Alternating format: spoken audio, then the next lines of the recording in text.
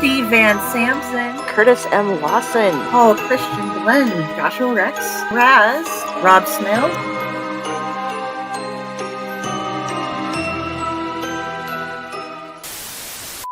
Hello, everybody, and welcome to episode 2 of The Clutch of Personalities with our special guest, Curtis M Lawson.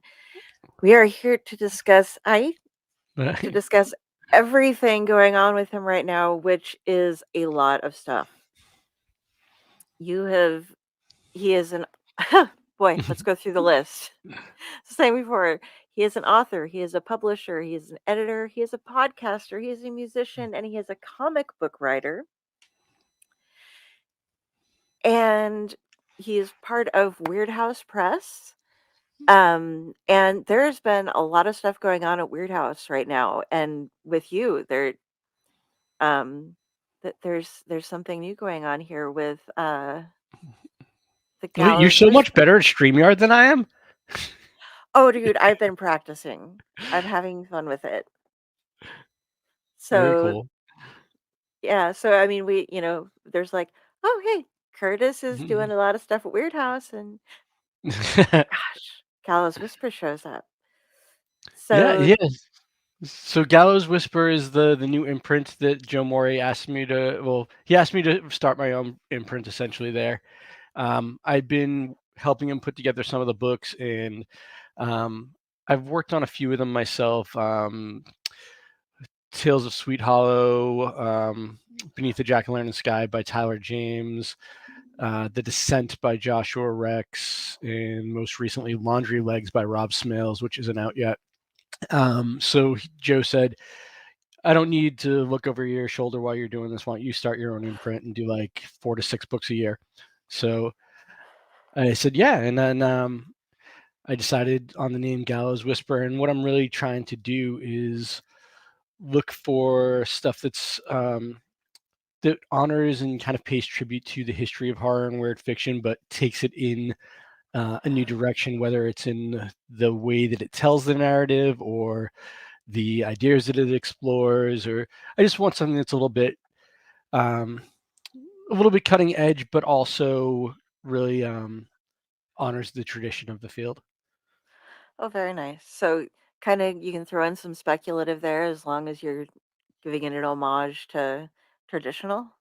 Well, yeah, Kind as of. long as there's a horrific element, I want dark fiction, so it can be any sort of speculative, as long as it's. I guess what I'm really looking for is, weird fiction or horror fiction that as I said, it doesn't. I'm not looking for stuff that completely deconstructs the genre, but stuff that moves it forward, and um, definitely extra points if it has some real like heart or feeling behind it. I love stories where, whatever the trappings, the supernatural trappings or the narrative trappings are, you're really exploring a deeper idea, like, grief or resentment or something like that, as opposed to just there's a monster in the woods. Right. You are fabulous at that, by the way. I've Thank got to you. say. How I just we're going through it. Hi everybody. Um some of the things that we're going through tonight, he was just explaining Gallows Whisper, his imprint at Weird House. And some of the things are so long. Like I was talking about you on another podcast the other day, and I couldn't get out all of the Coffin Maker. I'm like, the Coffin Maker spoke of. You'll see it in a couple days. Watch it. What podcast were you on? That was when I was on Splash Pages, actually, over on the Dorkening Network. Okay, nice. So, yeah, that was cool. But yeah, you've got so much great stuff out there, and where do people submit to Gallows Whisper? Are you taking submissions right now? So, not specifically to Gallows Whisper, but I'm the one who checks the Weird House Press submissions page, or submission email. So if I see Okay. something and it kind of catches my eye, but this year I'm only going to be doing 4 books, and one of them is pretty much confirmed, but the contracts aren't signed yet. So the other one seems like it's going to happen, which is I wish I could talk about it right now because it's with a very exciting author who I love. And so I really only have 2 more spots for this year. And I have been talking to some folks, but if I see something that really catches my eye in the submission email, it's something I'd consider. So if you go to the Weird House Press site, there's a submission tab there, and you can send stuff in that way. Okay, and that should all be in the links that I've put up here. And hey guys, um, if you guys are here watching, make sure that you comment, because if you comment, you're entered in the drawing, and at the end of this, people are going to get some free stuff. We're giving Yeah, away stuff. very You're, cool free stuff. I think so anyway. yeah, there's the 2 books that we're going to talk about of yours right now are The Envious Nothing, and then the one that we're going to get the free stuff that everybody's looking forward to. This is the big one. Some people will be getting some e-copies of a couple of things. This will be the signed by you and you and Joshua Rex and Luke Spooner, correct? Yes, signed by all 3 of us, and they're numbered. I believe it's limited to 150 on that one. It might be just 100. I think it's 150. Yeah, it's just a gorgeous book. Thank Some of you. the artwork in there. That's my favorite illustration in the whole book. I And that story gets the most whenever people flip through it or look at the table of contents. That's the title that everybody stops on. Don't get tattoos from strange girls at parties. awesome. Yeah, it is really awesome. I've read this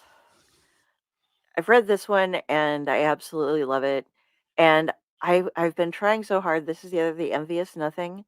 Um, I I'm almost at the very end of it. I was reading it right up until I started hopping on. It was like, oh, and by the way, guys, my mic was broken and stuff, so we started just about a minute late because I had to switch out everything. But it is so bleak. It is the most beautiful book. Like, okay, can I kind of go into what I got off of it, and then you go Yeah, in and do please, some please explaining? do. Okay, so reading The Envious Nothing, I have like 8 pages of notes from what I got, and I'm not going to do that. I just needed to have them so I could look at stuff. But you draw from a lot of Norse mythology, I noticed, and some of it's not really obvious. Some of it is just dropped in there, little Yes. bits and pieces. And every single story, and with the title, obviously, The Envious Nothing, um, i- there's something going on. There's a focus on loneliness, on emptiness, on a vacuous nothing, something pulling in, on unthings, I believe you use at one point in time. Yep. And it's crazy to read. There's so many stories and they're all so good and so different. And all the different ways that someone can be completely isolated, whether they're with people or without them. And it's just brilliant. It reminds me of like you took some Norse mythology, you took Tree's Lounge, and then you threw it all together with your personal flavor of just awesomeness in writing. He's a very descriptive author, by the way, and he uses some $10 words there. He's got some big sesquipedalian. That was another one I was going to use for you. um, Hi, is- Jen. there's an author, Jason Parent, who I'm friends with, and he often makes fun of me for my $10 words. Yeah, I think I only had to look up one All when I was right. reading so far. It was the carnelian because Okay. was like I was like, it's a color, it's a rock. Okay, got it. But In so yeah, so one of my old stories from my first collection, I used the term talking about this carousel horse, and I used the term nacreous mane, and a lot of people gave me a little bit of crap about that. They're like, really, nacreous mane? But I knew exactly what that was. Of course, I all played right, Magic the Gathering, so we had like Nacreus was an artifact. There was there something you with that, go.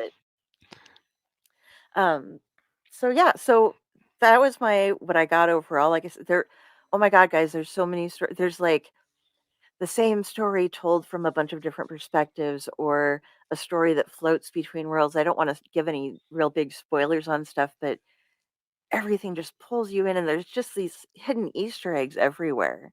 So, what were you going out for? Was this a collection that you had in mind, or did you write specifically to have the empty, lonely feelings going through it all? Well, it started off. The first story I wrote in there was the last story in the book, which is A Grave at the End of the World. And I wrote that. That was the first thing I wrote after I wrote Black Heart Boys Choir. And I there's a lot of I don't know if you got to that last story yet, but there's heavy Nope, Norse that's fine. mythology stuff in there as well. And I I kind of focused on this figure of Angrboda, who's the wife of Loki in Norse mythology, and I've been really intrigued by that figure as like this mother of monsters, this kind of antagonist of the gods, of humanity, and like this mother of tragedy, but also of being this kind of source of wisdom, sometimes forbidden wisdom.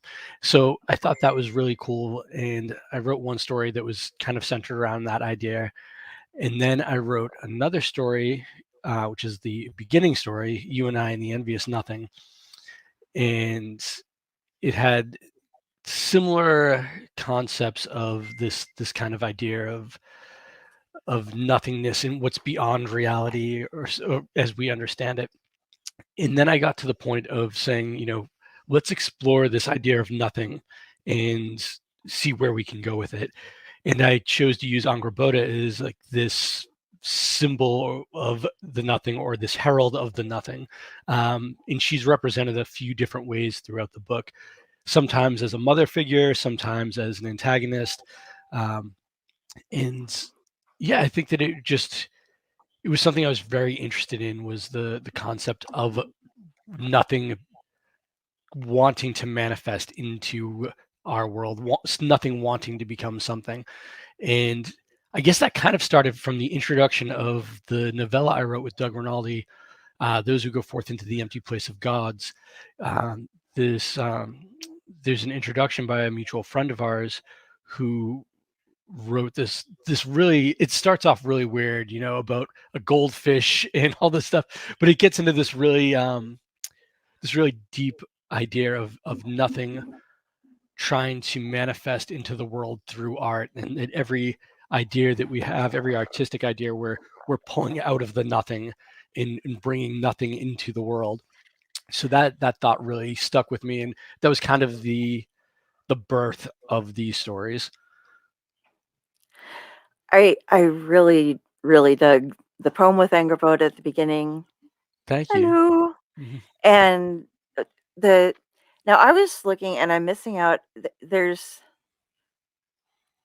the insect, the wasp. Um, there The is poem. that it's well. There's a sestina, which holy shit, you wrote a sestina and you wrote a good one. And Thank I'm you. like, I've only ever seen Neil Gaiman pull that off in my life. Um, but there's also some elements of wasp types of things. Is that something that I'm missing out on that's associated with her, or is that something you put No, together? I was thinking of, just because she's the mother of monsters, so I was just thinking of monstrous kind of things, and I wanted to go beyond what is already, the Fenris wolf, or death, or serpents. I wanted to go a little bit deeper and say, I think that I'm gonna get real off the reservation here and get like a little bit too philosophical, maybe, but if you think of the figure of Angrboda, who's this kind of like this witch figure, this giantess, this not just pre-Christian, but pre-Assyr goddess in a way, um, she's not going to be held by the same ideas of moral constraint that we recognize. So if she's the mother of monsters, who's to say that like she is not given birth to hundreds of these monsters, and not just with Loki, So I just try to think of all these different monstrous figures that she could have born into the world, and I think wasps are scary. So Yeah. It turned out really well. I liked the use of the wasp through, but I was like Googling. I'm like, what did I miss? What did I miss? Oh my gosh. But Yeah. that's a lovely book, and I do love just it. I was telling Raz, who's usually on with me, but I left him out for tonight. He got part of the brain though, but you couldn't have written a book better for me with like if you tried to have it still be something that other people would enjoy reading as well. And hey, everybody, I see people coming in. Start talking in the comments because you have to type a comment so that you can get a chance to win free merch at the end of the night. Yes, So win that free merch. yes, you're gonna either get some signed stuff or you might just get some Kindle stuff, but it's gonna or ebook, however, whatever format you want. But that'll show you why you want to go and get a hold of the signed stuff for the hardback issues. They're so pretty. They've got such great art. I feel very lucky to have had Weird House put out those beautiful editions. So Oh yeah, everything they do here. I'm gonna put up the magazine that oh yeah. um this is something else that's coming out. And oh, how many people do you have in this one? Oh, there's a There's lot. So we got It's out of control with ridiculous. this. It's about 100 pages more than the first issue, and um, the cost kind of got out of control. And I think we're selling it pretty much at cost at this point. But we won't have another issue this big, most likely. But yeah, it's huge. It's got Ramsey Campbell, Clay McLeod Chapman, Tim Curran, Richard Gavin, myself. I think James Chambers, Donald Tyson, and that's just a fiction. There's more than that too. There's a piece on tabletop role-playing games beyond D&D. There's a piece by my friend Rob Kavjian from the band 1476. He wrote about the music about John Carpenter. Robert Otone did a piece on the Clock Tower game series. There's reviews of a bunch of Lovecraftian films and such. It's a pretty big issue. It has a lot of gorgeous artwork. There's an art showcase with the art of K.L. Turner. So you can technically get it on Amazon as of today, but it's going to be more expensive on Amazon than it is over at Weird House Press. In the first, I think, 50 people who order a copy on Weird House Press get it signed by me and Joe. Oh, nice. So go on over. Get that on Weird House Press. There's a link. I promise. I put it down there. Yeah, and the first issue is available too.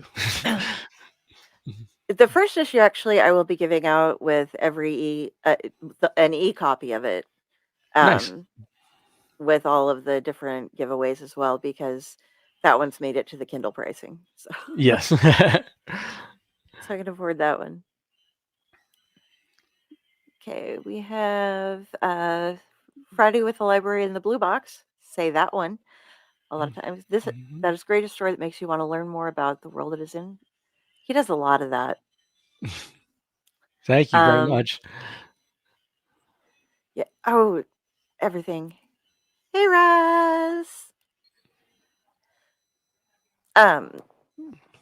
We also, I wanted to discuss with you, Coffin Maker's Book of Dark Tales, which I loved the whole story behind this one. You and I have talked before, so I'm trying to I don't want to not bring up what we've talked about before because I want you to be able to talk about that again. But sure. I don't know how far back you want to go on things. So. Oh, I'll talk about anything. Yeah. We do that here. We just swirl out and chit chat all night. So. So the Coffin Maker, that was it was a cool book. Basically, Joshua Rex has a story in the Descent. I think it's called The Man on Fire, maybe. And there's a story in there which in that story there's a kid who's reading this book called The Coffin Maker's Book of Dark Tales, and it's supposed to be like almost like a scary stories to tell in the dark type of book. But Joe Morey over at Weird House Press, he got really into that name. He thought it was a really cool name, so he asked Josh and I to write the book from from Josh's story. And we wrote 6 stories each, and the story referenced in the Coffin Maker's Book of Dark Tales, or at least one of them, is a story that Josh ended up writing for the book. So, and it was a lot of fun. We came up with this Coffin Maker character to act as like do these introductions and almost this Tales from the Crypt kind of way.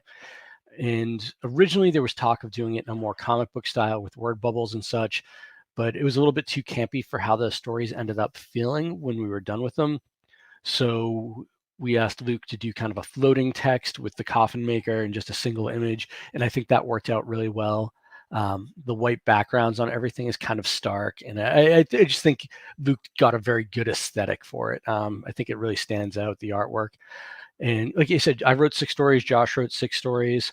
One of mine is a Devil's Night story that didn't make it into my book Devil's Night, and I rewrote it to kind of, because I still liked the premise of it, so I rewrote it for this. One of them's kind of a love story, and then there's almost like a novelette at the end that I wrote, which is a little bit less. I mean, it's still horror. I would still call it horror, but it's very soft horror, I guess. There's not a lot of scary moments per se. It's more atmospheric. And Josh has some wonderful stories in there, like the New Governess. People have really loved that one, about this monstrous governess in Victorian times who comes to give these horrible children their comeuppance. And it was just a really fun book to make, and everybody worked really hard on it, and I think the hardcover came out gorgeous. There's this really nice stamping on the cover. Like if you take off the dust jacket, there's this really nice stamping on the cover with this copper coffin, and I'm very proud of it. So. Oh yeah, I got that one. Here's that picture. Yep, again, you can see it there. Yep. In that picture, the "Don't get tattoos from strange girls at parties," that actually was kind of born from a poem in the Envious Nothing. There's a poem in there called She Kills Dying Monsters, I think it was called. And it was about this tattoo artist who hunts down dying monsters. She hunts dying monsters. I have Yes. the table of contents. You'd think I would remember the name of my own poem, but I never so that the figure from that poem is not the main character of that story, but she's kind of be the impetus for how the story comes about. So it was kind of cool to do something that tied in with that. And even the first, I think the first story I have in there is the Black Book of Nothings, which I was still kind of in that Envious Nothing mode when I wrote that. It could have fit into that Envious Nothing kind of vibe.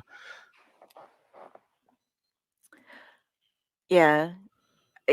The way you two write together, though, you had the common theme going, and it worked together seamlessly. Like you can tell it's different authors, but you two work well together. Yeah, well, I'm good friends with Josh, and I think we have a lot of similar thoughts on art and writing and life. So. And you mention frequently, and he's part of the whole Weird House crew. The editor, Joshi.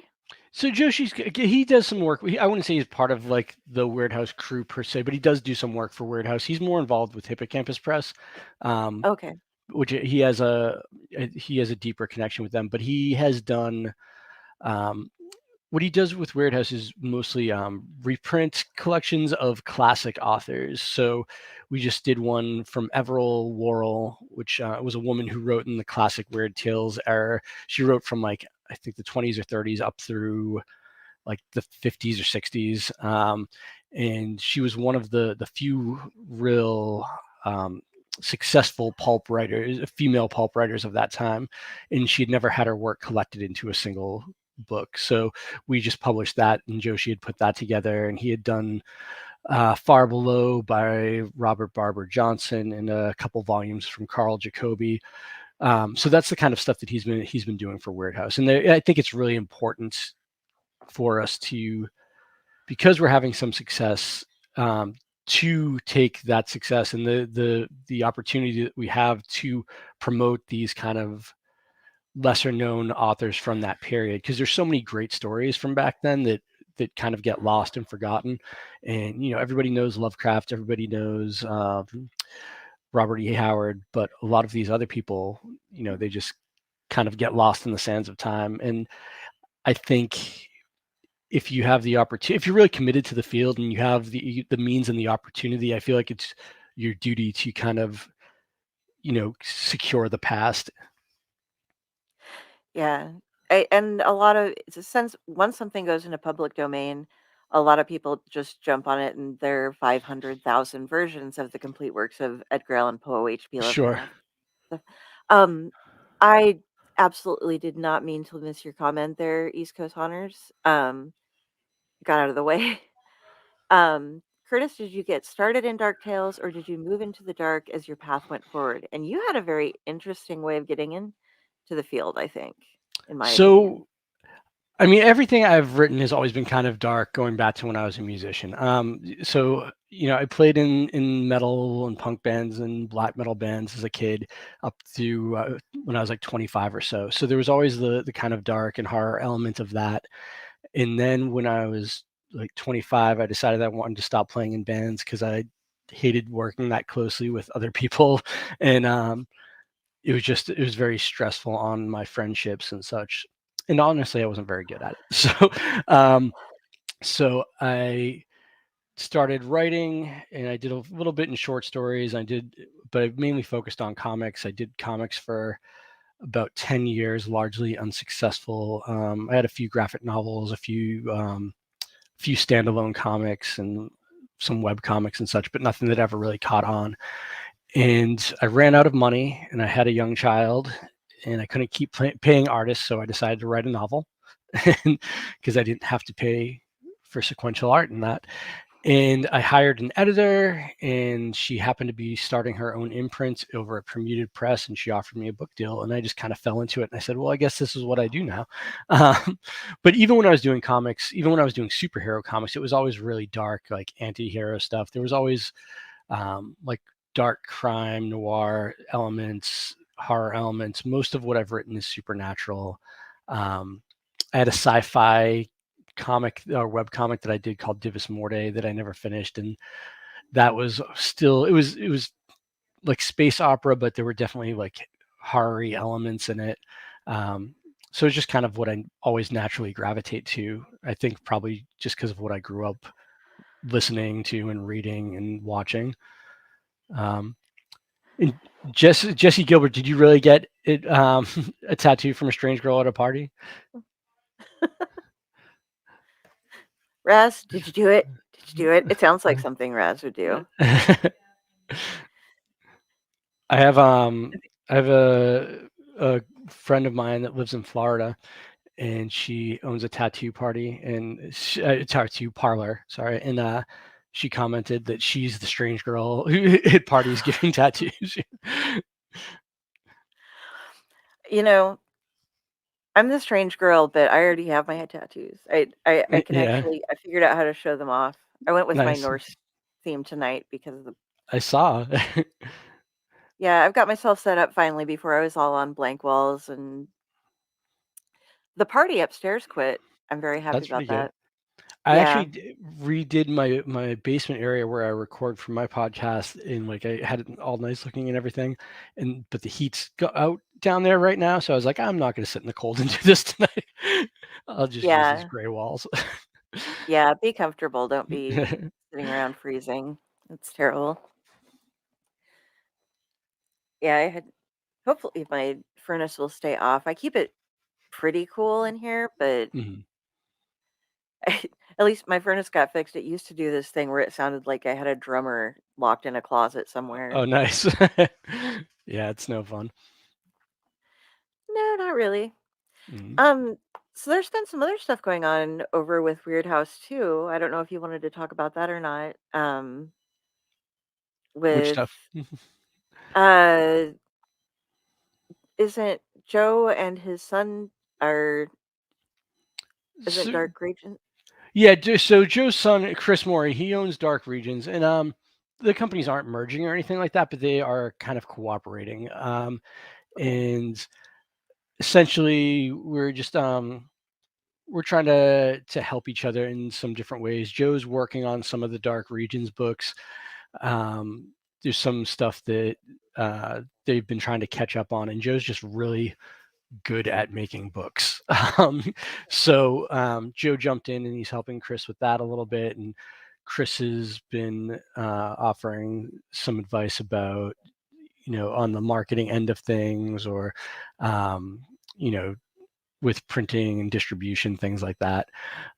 So they've been working a little bit more closely. We've run a few promotions together, and there's Dark Regions is now distributing Warehouse books, and there's going to be a few joint ventures, like Karnaki Starry Wisdom by William Meikle. The deluxe edition came out from Dark Regions, but Warehouse is doing the paperback. And I think Wolf Hunt 3 by Jeff Strand, which was just announced. That's a joint venture between Dark Regions and Warehouse. So yeah, it's been pretty good. And then Joe and I have been trying to help with getting authors for Dark Regions anthology. So it's more of a cooperation thing at this point. I don't think the companies are going to become one, but it's just nice that father and son can be working a little bit more closely together. And it's nice for me to be part of, like a small family business and be working closely with people like that. I prefer that than to be working, I mean, obviously I wouldn't turn down a job at like Tor or something like that, but there's something to be said for like when you are intimately involved with the people who are making all these decisions and you have their ear. Yeah, I like seeing that when I go to the website and it's like, see our authors, meet them and talk. And, it's not Yeah. like, oh, 400 people each get a paragraph. No, you get a whole page and you get to learn about it and Yeah. learn about the people who are writing what you like. And I do right over there. It's too far away for me to reach it. I did order from Dark Regions the American Gods omnibus. Oh, nice. So that was kind of cool for me. I was like, oh my God, I Yeah. need that. I Yeah, need they that. they have some But cool stuff that they sell. And Dark Regions is, I mean, they have some original books coming out, but a lot of what Chris does is like almost like online retail stuff from other publishers, or he'll do these special editions from other publishers. Like I think he's doing a special edition of Cabin at the End of the World by Paul Tremblay, but it's just a limited run of this deluxe edition or whatever. and you saw my post the other day. I got my I know we already gone over Black Heart Boys Club on a different podcast, but the Black Heart Boys Choir on a Wire. different podcast. So the club. Um, but I think there might be a link if in there to the autograph version that you're donating the proceeds to UNICEF. Yep. Which if you guys haven't read that book, you have to. It's beautiful. You can tell he's a musician because, and I know you told me that you had to study a couple extra things because wasn't quite your niche for it, Sure. but it's gorgeous. If you've been that kid in high school ever, or if you, I don't want to give any spoilers for your stuff. I want everybody to be so excited about it, but it goes into glorious darkness and isolation and music and demons, and it just all wraps together like a poem, you know, or like a Thank you very song, much. I guess. Well, I kind of try to structure it in a musical way, and um, in is such as I did repeating phrases. There's certain points where I repeat certain sentences or even whole paragraphs, at different points during the book, or I might repeat a paragraph and change a few words in it, and that was supposed to have a musical element of the repetition of like a refrain in music or something like that. And there's one chapter which I structured, and I'm sure no one has picked up on this, but there's one chapter that I structured in my head as like 3/4 timing, like a waltz. This happens, so something bad happens to Lucian. An adult fails him, and then in the next scene, he gets driven towards violence again, and then something out, and it just repeats that kind of thing. So I think every on like what would be the second beat, so to speak, he's always meeting with his counselor at school. So that section of the book is like 1, 2, 3, 1, 2, 3, and the book itself is broken up into movements. In each one, I kind of wrote with a different time signature in mind. And once again, this is just nerdy stuff I did that I don't expect anyone else to pick up on. But if it came across like a song, that's kind of cool. So, but it's neat to learn that. But I love you sharing these things with me. Like we were the first ones that you told what the Academy was about too. When I was yes, with James, that was really awesome. yeah. So I didn't pull up a picture of that one, guys, but I will get one up here before. And I did grab a graphic of that real quick. There we go. There are multiple covers. This is the hardback edition. Yes. That you can order that will proceeds to UNICEF, and it's gorgeously illustrated as well. You have great selections, and I suppose coming with the comic book background, it helps because you know exactly what you want. You know what color palettes you want, what type of design and stuff. So Luke Spooner did that book. He did Devil's Night, and he did Coffin Maker's Book of Dark Tales. And with Blackheart Boys Choir, I had already had Luke do the original cover when I self-published it. So when we had him do this, I just kind of let him run with it because I trust him as an artist implicitly. And but then with the Coffin Maker, you talked about the color palettes. One of the things that, because Josh has an artistic background too, Joshua Rex. He used to be a painter, and so we talked a lot about color palettes, and we talked to other artist friends of ours, and we came up with, we wanted to do a limited color palette. So if you look at any of those illustrations in the Coffin Maker's Book of Dark Tales, it's all black, gray, brown, and purple, and there's not really any other colors but that. And that was because I forget the name of the book. There was some book that Josh really liked as a kid who had this limited color palette, and it was like this almost like turquoisey color and yellow and black and white. So yeah, as you said, coming from a visual art kind of background, something with visual storytelling, I do think that it helps with writing and creating nice books in really beneficial ways, both for the writing itself and for creating the final product. A lot of people have said I have a more cinematic approach to writing, and I credit that to doing comics for so long. I can very much see that because you feel more, you're very immersive, and yeah, I can always see what's going on in my head. And I mean, you can with some people's writing, but some it's flat, but yours is really draws you in, lets you see everything. And absolutely. Sometimes it's scary stuff. I was going through all this and I had a couple of cringe moments actually on the Envious Nothing. There was the what was it called? The Secrets of the Forbidden Katha. Okay. And oh my goodness. It was a lovely story and I enjoyed every part of it, but it got so dark. It was probably about the goriest you got, I think. Yeah, there's some body horror in there, and but it just it's little things like that. Like I can handle somebody being cleaved into pieces and shredded, but the more intimate, close body horror is just kind of like, oh, gives me shivers. Yeah, that one I had ruptured my bicep at work, partially ruptured my bicep, and there was a whole thing with the doctors not catching it, blah blah blah, and I couldn't get surgery. It was a whole thing, but I was really depressed about it for a while, and I was at the point in time I'd been really into working out. I was in the best shape I'd ever been in. I was doing like 3 hours a day at the gym, and then like I ruptured my bicep, and all of I was like dead in the water. So I got really depressed about it, and that's why I wrote that story. I just started, and like obviously it's vastly exaggerated from what I was going through. That the gentleman in that story was going through much, much worse. But it was this sense of kind of loss of control over my body, you know, and this loss of strength and such like that.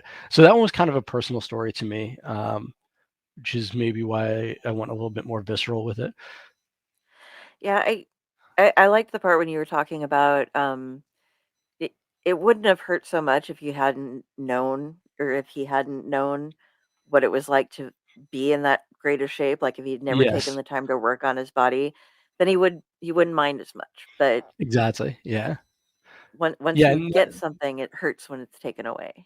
absolutely. Yeah. Um, and, you know, I've always been kind of a cerebral guy. Like I've been artsy and intellectual, and I've always put value on the intellectual over the physical. And then, like I said, I got into shape really for the first time in my life, in the kind of shape that I'd like to be, and I felt stronger than I ever had. And then, like, to suddenly go to the point where I couldn't lift up 5 pounds with my arm, it was really, it was very frustrating, and very depressing. So It's it's sad the things that we have to go through so that we can write. yeah. And Raz, I'm sorry I'm slow cutting veggies while I'm here. Okay, cut to veggies. They're good for you as long as you eat them later. And speaking of ways to not get in shape, um, you recently were working on a game. Yes.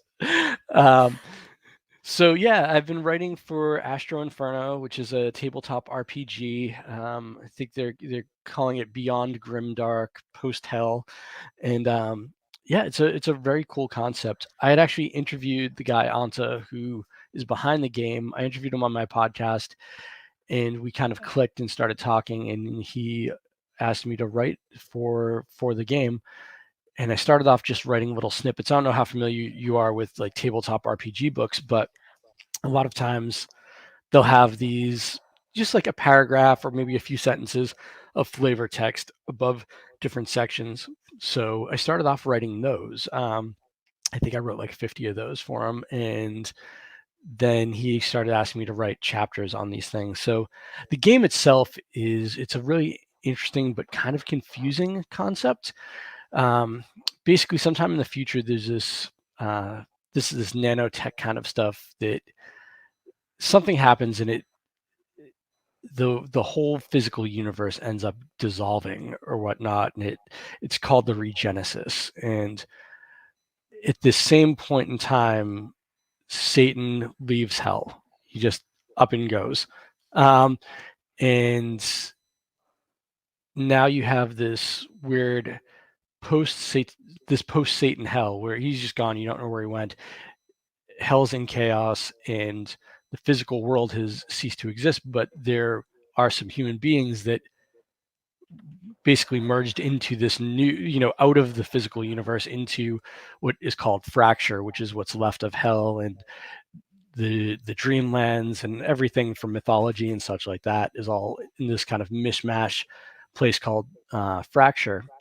So you have gods and demons and corrupted, you know, tortured souls, but you also have like astronauts that were up in space when the regenesis happened, or you know, there's instances in the future, there's, you know, like cyborg kind of things, and like nanotech beings and such. So it's this weird sci-fi horror mashup, and the it's got a lot of interesting ideas behind it, where it's in this kind of post hell universe thing. They have something called the what does he call it? It's not the unorder. It's something like that. The unlaw, where essentially everything is kind of chaotic and random stuff can just kind of happen. And there's game mechanics that kind of work into that, where you can, as a player, you can spend points and such to say, hey, like, okay, say you're in a fight in some city, and you'll be like, hey, there's a door in that building over there, and I'm going to do that. So essentially you can manifest a door in there, like through the unlaw. Um, and it's but it's a really dark world, and which is kind of my thing. So but because it is this mashup of all these different things, there's all these different mythologies and actual, like Judeo-Christian hell kind of stuff. I was able to I got to write a chapter on Carcosa and from the King in Yellow. That was really cool. Nice. I got to write a chapter about the Abyss, and earlier today I wrote one about the Citadel, which is the first city and the first level of hell from Dante's Inferno. So yeah, it's just been very cool. I think it's gonna like the game itself is beautiful. Like the book is gorgeous from what I've seen, and they got a lot of money on Kickstarter for it, and I hope it's successful because it's a lot of fun, and the system's fairly straightforward, but it's a little bit more. It's a little bit unique. It's not quite like a D20 system, and yeah, I just think it's a fun game with a really unique world, and I hope people dig it. I think it sounds really in depth, and I like that. I love lore, Yeah, especially when it's coming from stuff that you can check out. And one of the other things that I thought was really cool about this is that, at least on the Kickstarter page, they made their own tarot. yes, So that is something you can actually get if you go for the game. yeah. And we applaud Dante content here. Yes, yes, we are all about hell here. This is Yeah, what we do. it was fun to be able to delve into that, and yeah, they've really done some cool stuff like the tarot, and yeah, like I said, the artwork is really gorgeous, and it was just cool to be able to be part of building that lore. As you said, I really like lore, and I've been playing tabletop RPG since I was like 10 years old. So it's kind of like a bucket list thing to be able to work on one of those. It's something I always wanted to do.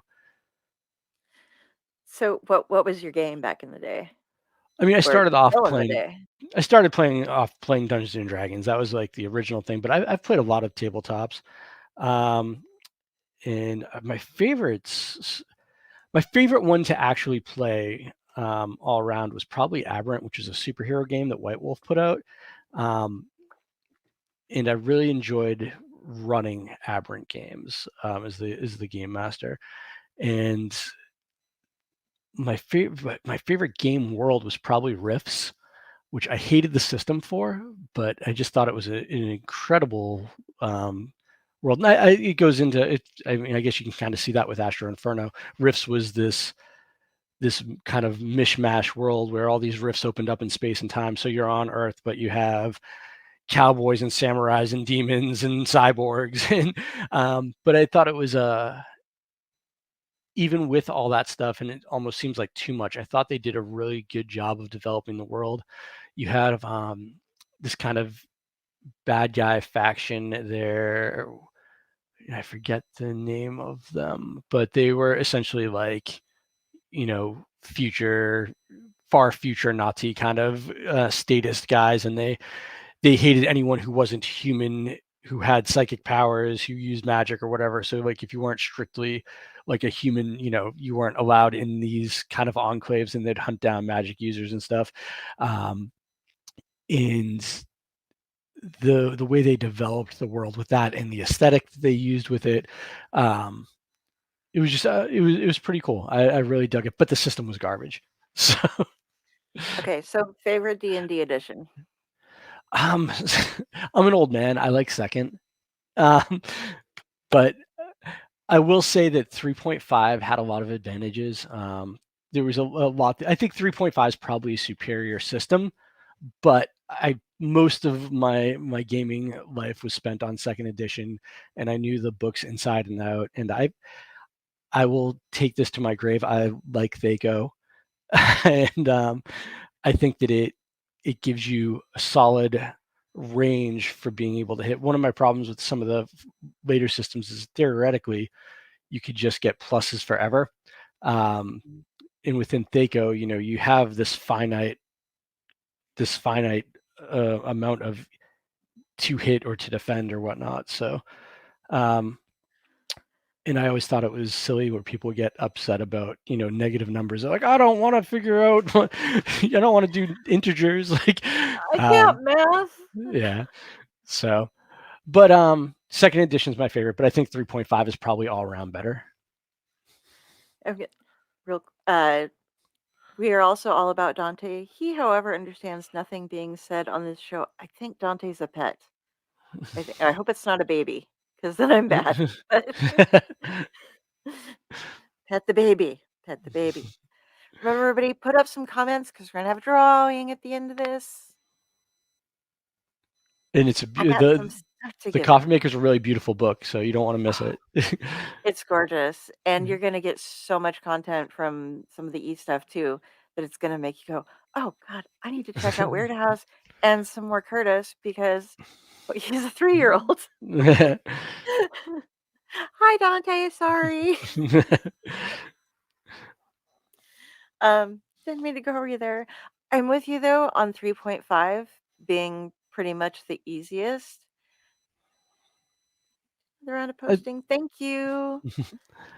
I think that the thing with 3.5 too is I think that it opened up a little bit more versatility with things like feats and as a player and as a DM for second edition, like I remember the first time I ever played, and it was like just basic D&D. It wasn't advanced, It was like the black box that came with Zanzer Thames Dungeon or whatever. And the first game I ever ran, somebody was like, "Well, I pick up a fork off that table and I stab the wolf with it or whatever." I'm looking through the rules. I'm like, I don't know what to do for this. So I think by adding things like feats, it allowed you to do some of the it gave you rules for some of the stuff that you wanted to do in second edition where the DM kind of had to make it up off the top of his head. So okay, yeah, I have seen your children. I'm sorry. I don't get names well. And we're working on where are we going? We're doing a D&D. It's gonna be the PBDC D&D, something That's like a lot of that. letters. Yeah. But we're doing it in 3.5. Is that for And me, the cons in 2023, or is that for you? that's for you That's for because me. they are the East Coasters, Okay. and I'm in Nebraska. There we go. Well, I was at one I was at Crawling Chaos Con in at the Plain Ridge Casino in Massachusetts yesterday. I'm going to try to there's a Monster Expo in Massachusetts in April that I'm going to try to do, and that's all we have planned at the moment. I just did a bunch of them though. I did BosCon in Boston. I was at Necronomicon last August. I'll probably be at Nikon this summer. I wanted to do StokerCon, but it's the same weekend as my son's birthday, and I'm planning on doing more, but I don't have them set in stone yet. That's got to be rough. StokerCon, kid. Yeah, the kid's got to Yeah, win. and But it's in Philadelphia, I think, or yeah, I think it's in Philadelphia this year. So it's like technically in driving distance. I wouldn't have to fly or anything, but the kid's got to win. I mean, yeah, kid's got to win because kids are cool. Mhm. Family first when it comes to life and all that. Yeah. I want to stay on D&D for a minute because once you start talking about D&D, you can't stop talking about D&D. Sure. But I did like the system for 3.5, but the one thing I missed from 2 is how they nerfed a lot of the spells because I was all about being the mage and stuff, and then I remember like web was the one that really pissed me off because in second ed we walked into a room in the Underdark and Yvard's black tentacles were coming from the ceiling everywhere, and it was like web Yeah. once and you were done. And they were just like, "Oh." And the 3.5, it's like, "Oh no, it's like this big," and it Yeah. didn't do Well, anything. that And was like a go-to move. It was always like web and then some fire spell, like web, grease, fire, done. yeah. You killed Um, everything or it slid into it. that was one of my big problems. So I remember when Fourth came out, and my big problem with Fourth was there was really no utility spells. Fourth, they kind of tried to make it into WoW as a tabletop in a lot of ways, and you didn't have spells like Rope Trick or things like that. It was just all kind of combat-based things, and I liked being able to use magic in clever ways, or being able to have my players use magic in clever ways. But I feel like in fourth edition they just really tried to make it into a video game, and it lost a lot because of that. Well, and then fifth, they had that. I don't remember if it was also in fourth, but it was like you shifted instead of moved, and you couldn't, it got even more like, oh, you can do these things X many times a day, but it's not like you memorize a bunch of spells or have a bunch of slots for things. It was just like you pick each action and then, okay, if you do it, that's the only time you can do that today. You can do this once every different combat session or something. And they really just dumbed it down to the point where it was unplayable for people who like Thaco and remember all of that. I always I called haven't it played that. I haven't played a lot of fifth, but from what I've gone through with it, I think I like it better than fourth, but I still think that I guess it seems like it's probably better as a gateway system. Like if you've never played anything before, if you're kind of a casual player, I imagine because you say you felt like it was dumbed down or whatnot, and I think that makes it a little bit easier for a casual player who's maybe didn't get into it as a kid, to get into it, but it makes it not quite as fun for someone who's a veteran who's been playing these games for a while. Yeah. And I think they're trying to cater to a new audience because of things like Critical Role and all those kind of games. You have a lot of people, this influx of people, and because of the pandemic, there's a huge influx of people playing D&D and tabletop games. So I think the business model is like, let's make it simple, let's make it accessible, instead of the old joke of it being like Math the Game. Yeah, it was, but I've always liked math, so I never had a Yeah, right. problem with Me it. too. It's like I can do all that. Did you ever watch Gravity Falls, the cartoon on Disney? I don't think so. So it was I don't know. My son was really big into it. It's actually like an incredible piece of weird fiction. It was really really incredible. Only 2 seasons, and it's a near perfect show. It was really surprising. But there's a D&D episode, and there's one point where the uncle is talking about, he's asking the nephew about it. He's like, "Oh, is that game that's supposed to be about wizards and dragons, but it's really just math and graph paper?" But It's not a game unless there's a pizza stain on the piece of paper that you had to go down to the.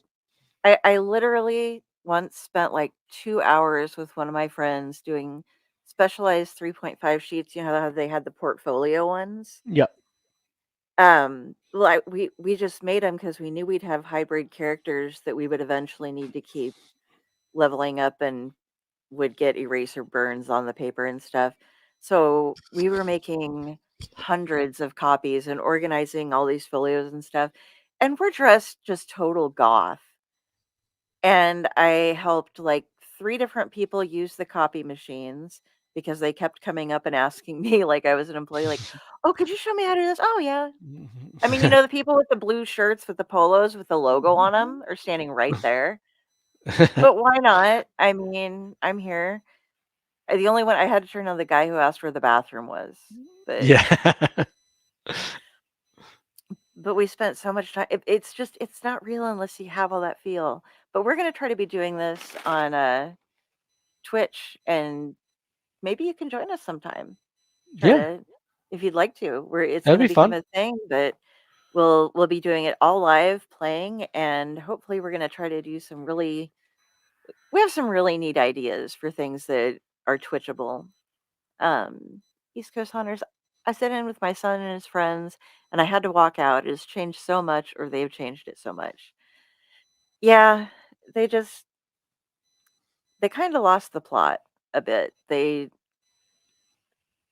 made it so it wasn't. Yeah, it's the short attention span, the no math, the just no creativity. You don't spend all the time going into feats and character backgrounds. I always made my characters I used to DM quite a bit, and I would make everybody sit down and do it was called campfire time, and we would like get, was when the pizza or whatever we got to eat came in, and you had to sit around but stay in character the entire time and just have a time where you chatted and really role played your character instead of just murder hoboing or rolling dice or whatever.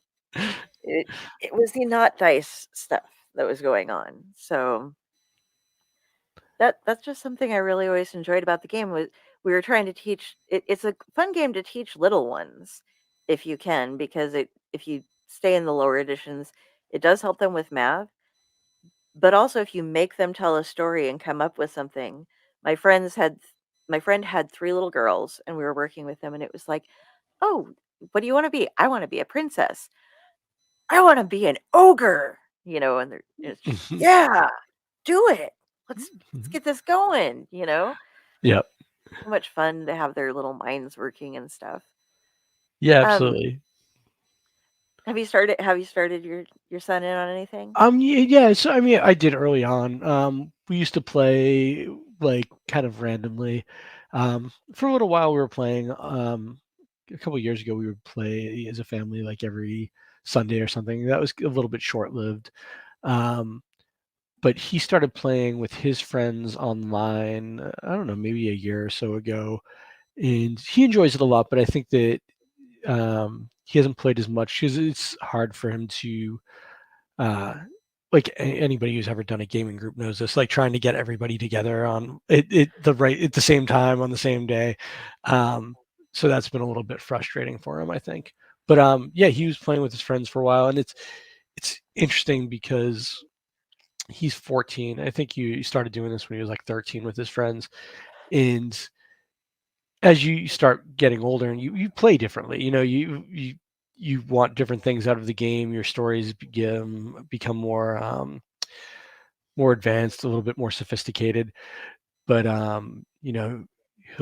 he comes to me after like the first game that he played, and he's like, "We murdered like 900 people," and it's just kind of fun to like think back to just the excitement of just the just rolling dice and killing things over and over again when you were like 12, 13 years old.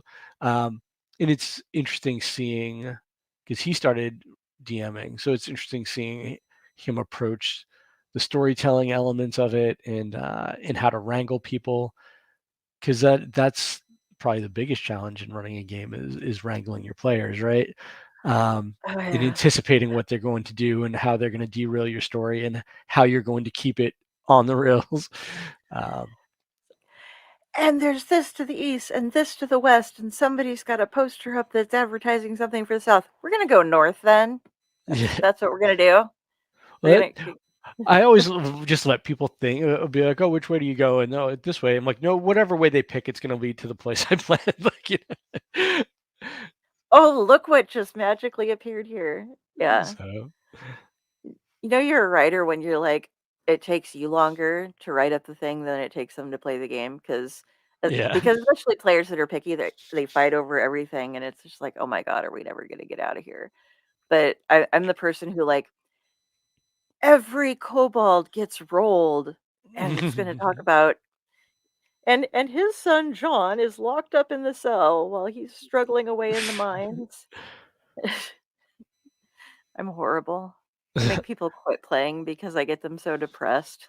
Oh, So, what else I'm gonna hop out of that, yeah, sorry, I just kinda scrolled into D&D and then I'll never ever stop. sure. What else what are you working on right now? What do you have coming up? You said the con plans and you got Yeah. the Gallows Whisper and Yeah, so I'm doing a lot of stuff for Weird House with I'm editing the magazine and I'm doing that with Joe, and then I have the Gallows Whisper stuff that I'm doing. Plus I do other behind the scenes stuff for Weird House. I do the marketing and basically whatever Joe's asking me to do. And but as far as writing, I have a um I don't know if I'm supposed to talk about this. We'll find out. I have uh a book in the Dark Tide series from Crystal Lake coming out. It's so they've been doing these Dark Tides books with 3 authors, each writing a novella, and there's kind of a theme to it. So I have a Dark Tides book coming out from Crystal Lake that's me, Jason Parent, and William Meikle. And then there's I always avoid saying this because it's a Lovecraftian term that I don't know how to pronounce, um, because it's not a real word. And but a few years ago, Journal Stone put out this book called The Abyssal Plane, and it's the relay cycle. Is that how you say it? I don't know. I have heard that pronounced so many different ways, and I just because I made it fit in a limerick once, All I called right. it. I use Aurelia. Okay. Well, there's this book where essentially William Holloway came up with this concept of this Lovecraftian apocalypse, this specific vision of one, and all the stories are tied around that and the rules that he had for it and how it worked. And he's doing a second one that's coming out from Journal Stone, and I have a story in there, a novella in there, and both of those should be coming out this year. And I'm hoping that I'm going to have a book from Weird House. I have a novella that I've been working on for a while, and I keep getting distracted with other things.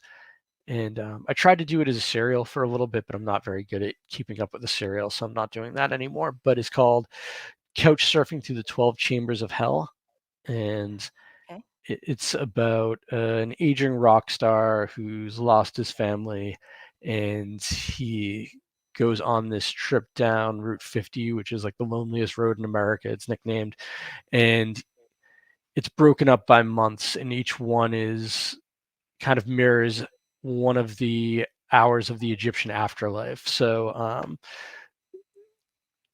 it's Wow. this kind of journey of like Americana and mythology, with this guy trying to cope with the loss of his wife and child, and get through that grief and be able to live again or not, you know. So hopefully that'll be out this year too. I like how you always have something underlying in your stories, and that's what you look for because I've seen too much where there is no character development. There is only the this is scary, this is creepy plot. There's no mind behind it. There's nothing else going on. But you always have like this, the inner turmoil and stuff and what everybody's going through. Yeah, I And mean that's important to me. That's the main reason I'd like to write, is to explore those kind of themes.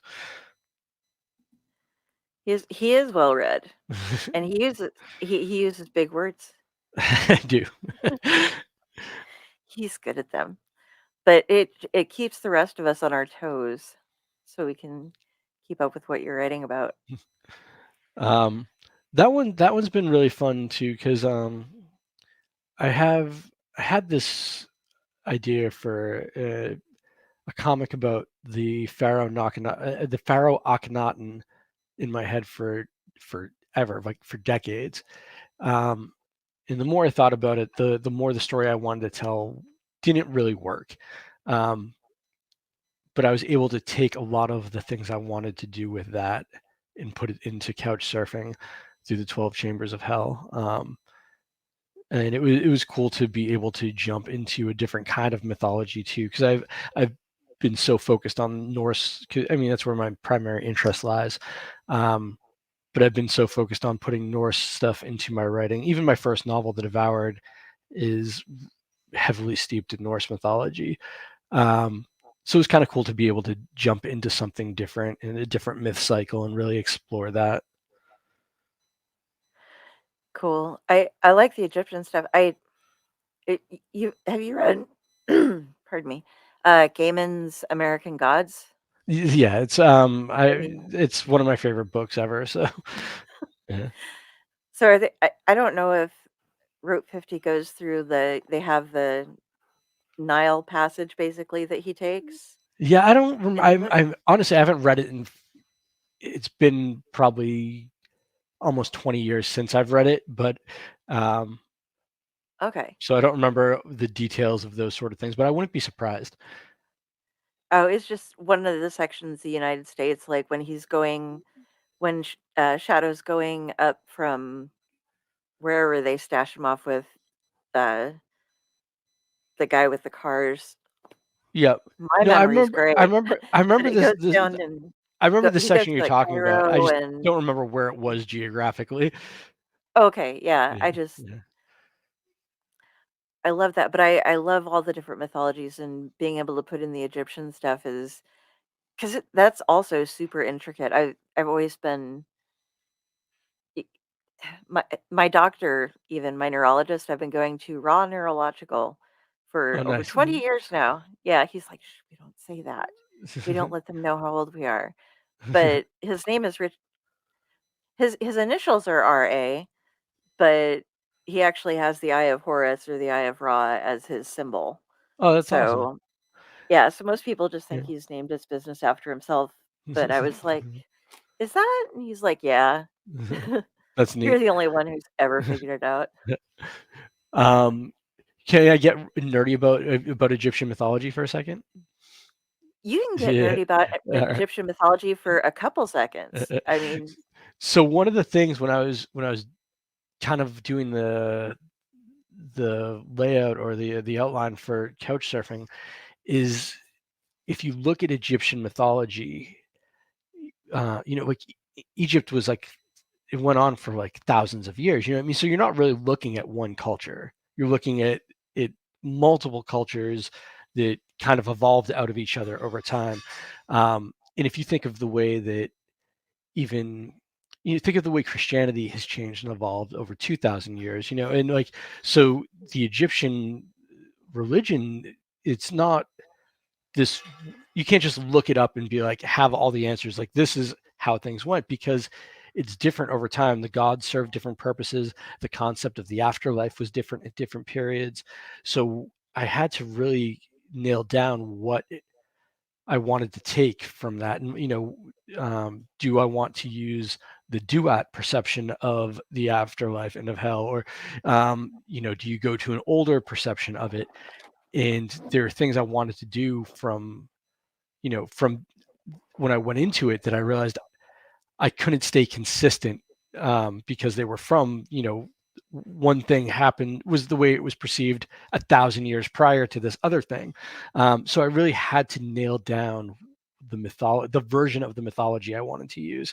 And that was really exciting for me to go in and kind of decide for the book what was real, so to speak.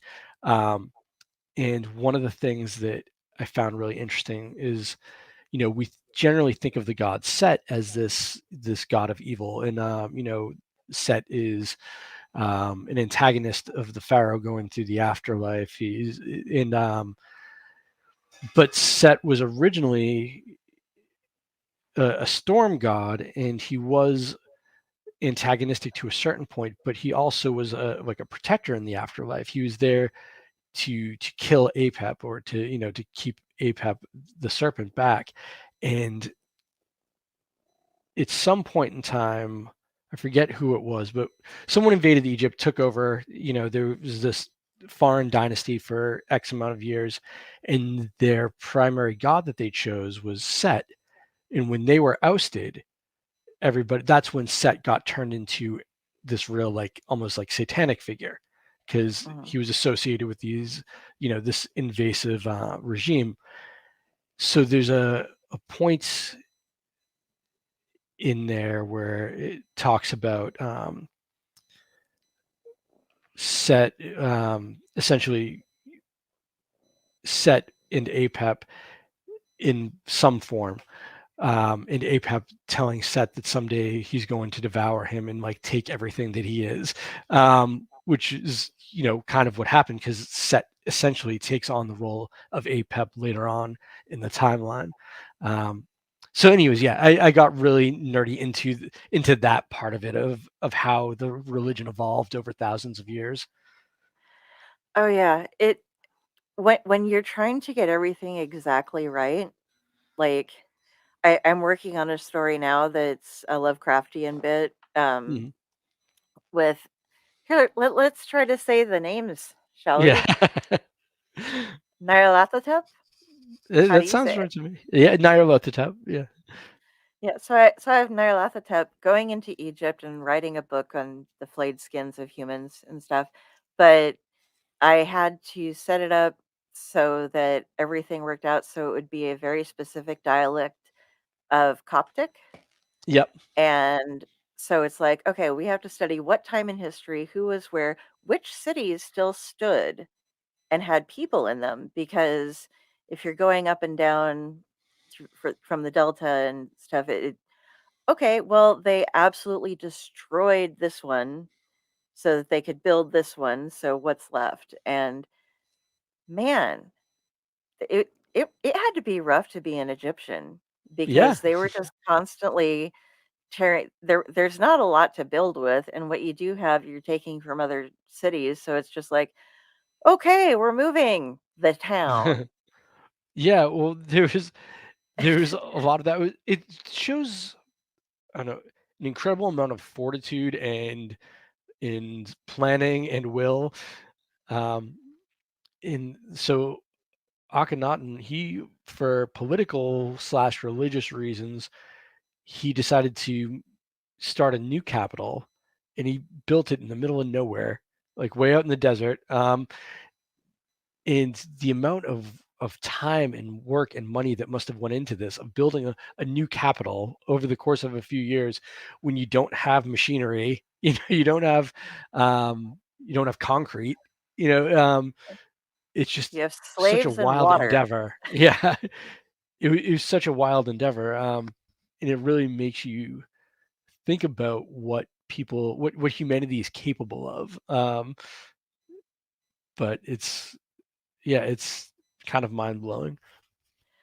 Yeah, when we go in and compare what really strikes me, though, is so many religions, um, all have the exact same aspects regardless of where they're from. Yep. You could be, the same archetypes, I guess, would be the easiest way to put it. Yeah. But, Well, s go ahead. oh no, I was just gonna say I had a conversation like this with my son the other day about creation myths. He's taking a mythology class in school, and one of the things that's kind of leaked into my writing a little bit, but that I think about a lot is, um, if you look at the creation myths of just about every culture, you have kind of this pre-creation order of gods, like the of chaos gods, the Titans or the Jotun or the like Tiamat. You have all these old gods that came before light, before order. Then you have this younger generation of gods which represent order. They come and they slay their parents and start order and creation and such like that. And if you look at Christianity, it has this kind of opposite thing, whereas the pre-creation God, like God, which is the only thing that predates creation, um, he brought about order, and then you have this. No, they're not technically gods, but like for the sake of like narrative and archetypes, the angels can serve as that sort of role. So then you have Lucifer coming and rebelling against his father, essentially, but failing, and he becomes the bad guy. And I just thought it was interesting that Christianity is the one version of that where the elder god ends up being the the victor and is viewed as the good one, whereas every other creation myth, it's always the elder god gets slain and they're evil and they're chaos. um, and I've just always been kind of obsessed about the difference between the older myths and Christianity in that one respect. Yeah, they didn't go and eat him and turn his organs into different things or his bones into the Yeah. mountains and stuff. I see there are more of you out there. You gotta comment. You gotta comment if you're gonna win something. There are 7 people watching us right now, and I only have 4 commenters. So say hi. I get something. It's gonna be Hello. good. Hello. We we were just having a discussion about like numerology and the number 3 and like all the trinities from how that covers pretty much every mythology as well. There's like the triple goddesses or the triple gods and 3 days for resurrection. So if we were covering Heaven's Gate. Nice. Here we William, I go. just mentioned you. I just Hi, mentioned the Abyssal William. Plane. So William, you gotta talk to us about your book. You might win a book. So triple goddesses. Josh says, yo. Hey, yo, Josh. Yeah, but like the triple goddesses and then the 3 days for Jesus to resurrect and the Father, Son, and the Holy Spirit, so that there just seems to be 3 entwined in the Norns, Yep. well, anything like that, the Bridgets and but we were discussing Heaven's Gate and then we got completely off track with it, but it was because I didn't know they had a whole lot of stuff that I don't know how much you know about Heaven's Gate. Not a lot. Um, they're crazy. It was like the uncultiest cult. All right. It's her, Delphine. I'm loving the conversation. Yay! Good evening, Jonelle. Good to see you. So they had like they were the cult that was like, no, we aren't going to force you to have sex. In fact, we prefer that you just abstain. And they'd go on like month-long cleanses or 3-month-long cleanses of this thing that was like you drank, I think it was a combination of lemonade, cayenne pepper, and maple syrup. It was Interesting. a big thing at the time. And so it was like following all the rules of a cult, but if you wanted to leave, that was fine. Everything. And they thought that they were going up to, they didn't believe in suicide, but they had to abandon their vessels so that they could go be aliens Yeah, I knew it was when some the Hemlock alien Comet stuff. went by. But yeah, but then when they did pass, when they did all end up killing themselves, they were like it went over 3 days with like each day the amount of people who killed themselves was divisible by 3 and the other numbers all went with things as well, and he was the third to the last to die. And but it was crazy. We made t-shirts because Marshall Applewhite's middle name is Herf, Herff. And Okay. so we have Herf Nerder t-shirts now. If you want to go visit us on the merch, you should be able to get a Herf Nerder shirt. Nice. Yeah, just little things. And if you're just joining us, we got a couple people. This is what you can win by commenting.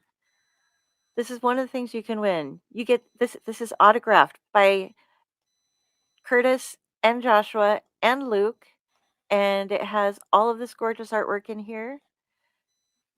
You can get a chance at getting an ebook version of this, as well as an ebook version of just the regular, it's unsigned because it's really hard to sign things on the internet. Comment in say hi, do something so that you can be entered. And you will also, everybody who wins is also going to get a copy of the first issue of the magazine. So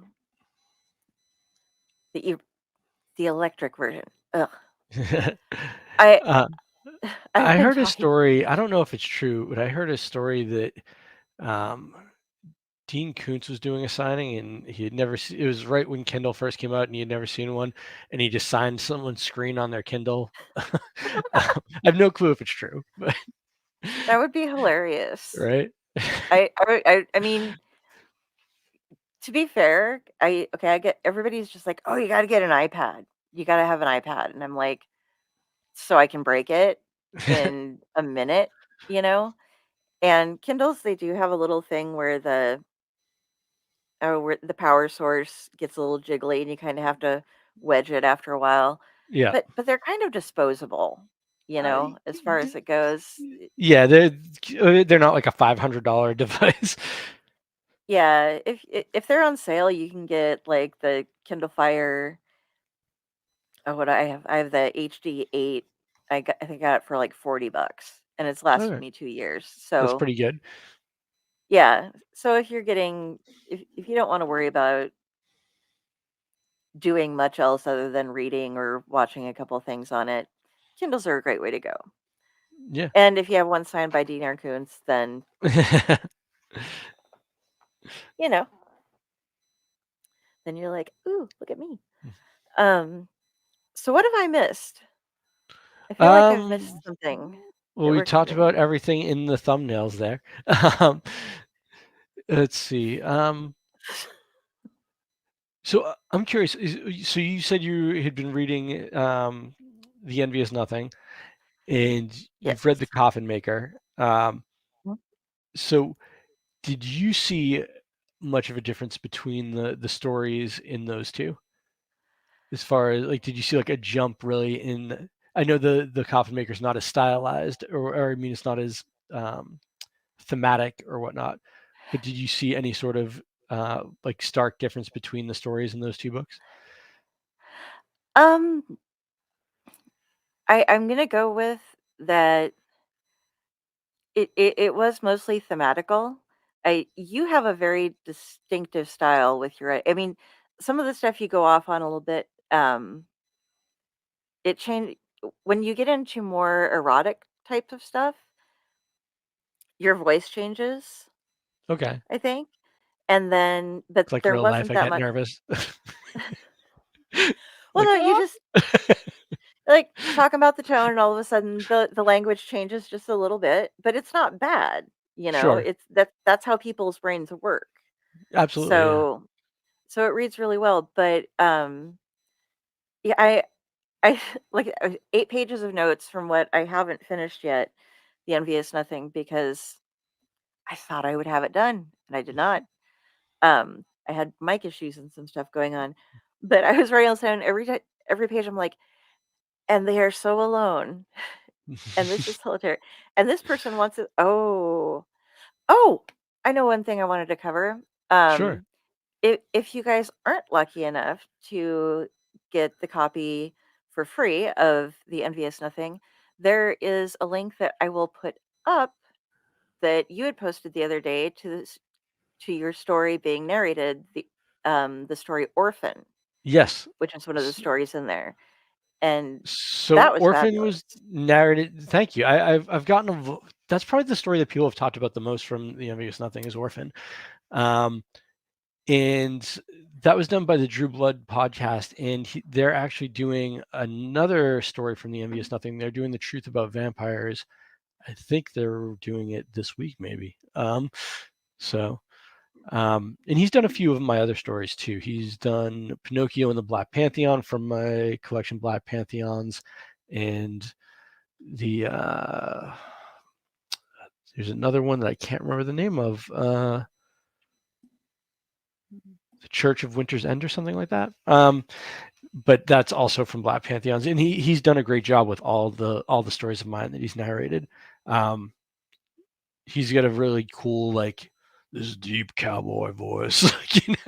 Yeah, So in on Orphan, he actually put in some music. He actually recorded a little bit of music for it, just a snippet. But it was kind of cool that he put in that detail because it is a story that has a not as strong of a musical element as Blackheart Boys Choir, but it's definitely in there. yeah. Unlike other writers, you actually write about something besides writing. You have other interests and hobbies. 'Cause you're just like, there's this depressed author who couldn't get anything written, and Yeah. then this happened to them. Yeah, so I think actually, if I had to judge everything out of what I've read, I did really like Orphan. Mhm. Um, The Witch of Rock Hollow was amazing. Thank you. It's when you guys get there, it's the same story.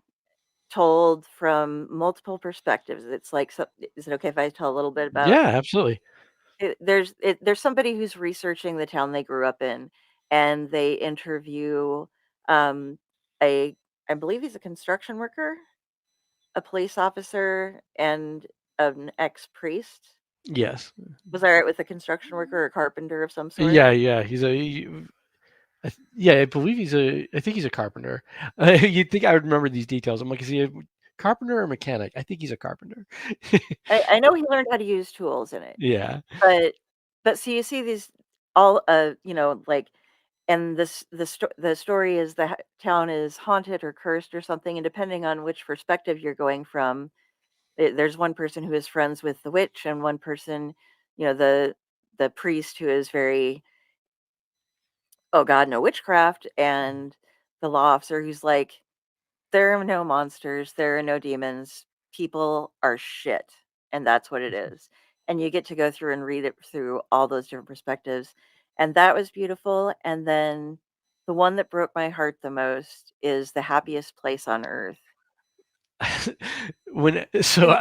read that. I wrote the story obviously, and when I went back to read all the stories to put the collection together, because I was originally published in a tribute to Frank Michaels Arrington, who was like a prolific reviewer and who died, and so that story was originally published in a book called One of Us, which was a tribute to him. And when I was rereading it to put the Envious Nothing together, like I found myself tearing up, and I'm like, oh my God, why would I do this? Like, why would I write something like this sad? This is the most desolate thing ever, but it was beautiful. And Thank you. oh, I couldn't tell what's real, what's this, and then when the ending pops up, and you're just like, yeah, that just broke my heart when I read it. I don't know. Yeah. I don't know what I was expecting to have happen, but it definitely wasn't that. And but I mean, it broke my heart in a good way. It is such a good Yeah. story. Thank you.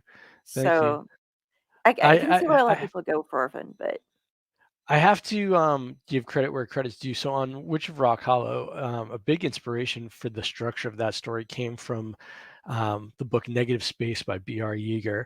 Um, and that has multiple perspectives which guide you. I guess it's a novella. I don't think it's a full novel, but it's either a novella or a novel.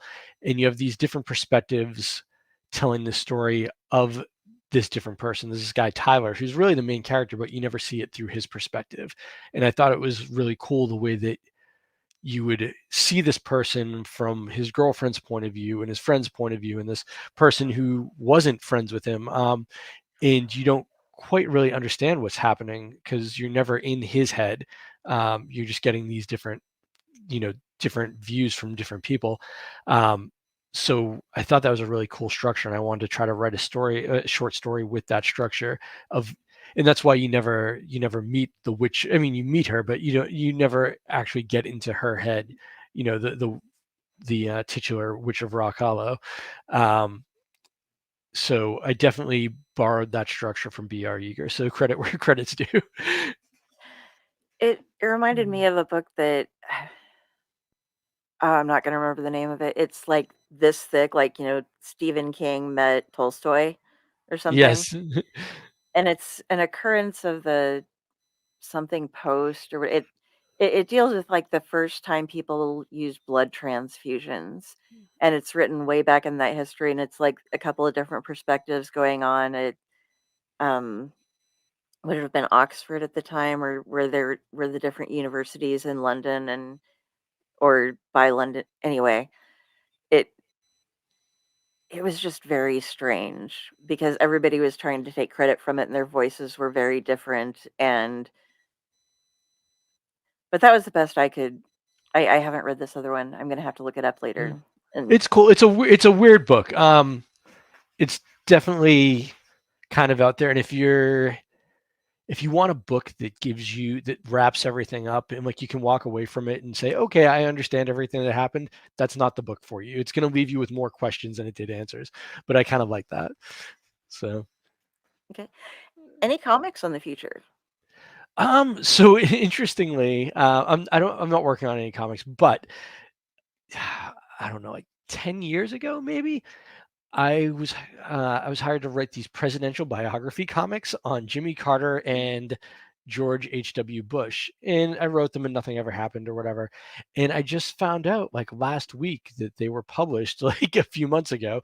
Um, so this is so off-brand for me and so out of my wheelhouse, but they're available through Tidal Wave Comics now, and yeah, it's stuff I kind of forgot about, and I just accidentally found out online that they had been published. It's in one in late 2022 and one in 2023. So Well, that's a check for. yeah, um, so that's the only comic thing I have going on right now, which is but I'd like to do more comics. It's a tough business. It's very expensive. Yeah. And we've talked about doing some comic stuff at Weird House, but I'm trying to. I told Joe we should wait because it's a totally different business model. There are totally different considerations, and it can just get very expensive, and it can be hard to make your money back. So I don't want to have him jump into anything that we're not quite ready for yet. But I would like to do more comics. I enjoy it a lot. So Yeah, I tried to look into that, and damn, when you going professional level, it's like oh yeah. letterers make $100 a page. Yeah, it's Yeah. it's pretty wild how expensive it can get. Um, and when I was doing, I mean, this is forever, this is a million years ago at this point, but when I was doing comics, um, I wasn't paying quite professional rates, but I was still like I was spending thousands of dollars for would have essentially ended up being nothing, like a 7-page pitch that I would send somewhere and it wouldn't get published. I just had thousands of dollars worth of art on my computer, and I mean, I still do, of these projects that never got off the ground. Or if you're not paying somebody, you're still, if you're working with somebody as a partner, it's still really rough when, you know, this person you're a partner with. I mean, as a writer, I put in a fair amount of time, but not the levels that I have, that the artist has. I did this graphic novel called Mystima with Nico Leone, who went on to draw for Marvel and DC. He's been very successful in comics since. But right after we did Mystima, he had this comic he wanted to do, and he had kind of a rough plot in a world, and he asked me to flesh it out and then script it. And I wrote, I think, a 7-page script, just like an exciting scene from the outline, and he drew it, and he spends like 8 hours like per page drawing the stuff. And then there was a colorist on board and everything, and then nobody got paid for this one, but it was just, there's so much time that went into it. And then we pitched it to Image, they didn't want it, and then Nico was like, well, I don't want to work with anybody but Image or Marvel or DC, so the whole thing got shelved. So it's just kind of heartbreaking when you put in that much time and energy, and nothing comes of it. So, but it's so expensive to self-publish. And obviously, if I was doing stuff with Weird House, I'm not self-publishing. I'm not paying for that. But I don't want to put the company in a position where we're not going to make the money on it. I want to make sure that we're ready to do that, and that we understand what we're doing, instead of just, hey, it'd be cool to put out a comic book. Yeah, after seeing the art and stuff gone out, I'm like, I wonder if we could get Luke to do kind of a graphic novel, or okay, how about maybe a small picture on one page? Yeah. Because I'm like, I buy book covers when somebody's doing them and I have cash on hand, and it's like, okay, now that's sitting on somebody's hard drive with my name on it for the Yeah. next like 4 years until I can afford to until I have enough content to put behind it. But I bought that book cover. Yeah. So, and um, yeah, self-publishing nearly ruined me. yeah, it's expensive. Like I said, I had to stop because, my wife didn't ask me to stop or anything, but it got to the point where I was like, I can't keep taking money away from my family to do this. Like I have a child and he needs clothes and to eat, and I just felt it got to a point where I felt very irresponsible. What is a going rate? Good price to offer the rights of art or pick? Well, I mean, it depends if you're commissioning artwork, like if you're talking about like pencils or something for a comic, you're looking at professional rates of probably $300 a page. Not everybody's going to charge that because not everybody's at that professional Marvel kind of level. But my understanding, last I checked, it was about $300 a page for that. As far as like a book cover or something like that, once again, going rate can range. I mean, 300 is fairly average right now for like indie artists. What I'm seeing, if it's something you commission, but it depends on their medium and stuff too. Like Luke does digital artwork, and I'm not saying that to take away from it. I'm just saying it like it just Luke's process. I mean, he also does physical artwork, but for these book covers, he does it all digital, and his process is much quicker than if somebody was going like the Envious Nothing. That's an oil painting. So that the only reason that I have that cover, the Envious Nothing, is because I'm friends with the person who did it. They wanted to do this. They said, "Hey, can I do a book cover for you?" But that's an oil painting that took forever to do. So it depends on the medium. It depends on their how sought after they are and their schedule. But like I said, 300 to 500 is kind of going rate for commissioned book covers, and at least in the indie world. But you can get. You said you bought pre-made book covers and stuff, and I know Joe bought a couple pre-made ones that were on sale from Rooster Republic for like $60 or something recently. And I've bought pre-made book covers from anywhere from like $40 to $100. Yeah, mine wasn't on sale. I just got second dibs on it after the first person turned it down All right, nice. because it's a Mythos-based cover. It's got a bunch of Migos Oh, on it, nice. and so it's really cool. I just need it to. It's going to house a collection. It's definitely built to be an anthology type of thing Sure. because it's kind of like they're guarding the doors to like this library type of area. So I'm working on getting everything together for that, and then I have to figure out like, okay, now what do I do with it? Yeah. I call Curtis and say, help. Yeah. I don't know what I did. Yeah, I'm all scattered tonight, guys, and I'm really sorry because I'm so glad that you're able to talk without much prompting. I'm very good at talking. To a And fault. yeah, I usually am. I had all these microphone issues, and I was so worried because my neighbors were partying like right up until we started. It was like they somehow knew to stop then. But it was like, okay, there was an elephant, an orangutan, and somebody playing a guitar and jumping up and down, and I thought this was just gonna go crazy. So, Sounds like a pretty good party. you know, there was one guy who used to live above me, and in the bedroom area, I've seen the different layouts, and we're all pretty much laid out the same. It's not a very big building, but their bedroom was above mine, and I could hear them on a regular basis. And I mean, it was heavy, like it would shake the ceiling for me, which was the floor for him. And I think he was breaking cinder blocks with a sledgehammer. It, like honestly, that's the only thing I could correlate with like these like that's exactly what it sounded like. And so these guys are usually pretty decent. They just play guitar and stuff every now and then. And the girl has a really pretty voice and she plays the mandolin. Oh, But nice. yeah, so like sometimes it's like, okay, I can just hang out and listen to my neighbors. They got a band going. They're pretty good, but not when it's like apparently when the girl's out, the guys just are monsters. Um God, there was something else I wanted to bring up with you, and I don't think I can. Well, we'll see if I can think about it while we figure out how to do the drawings. Oh, that was what it was. Um, so the drawing thing is new to me.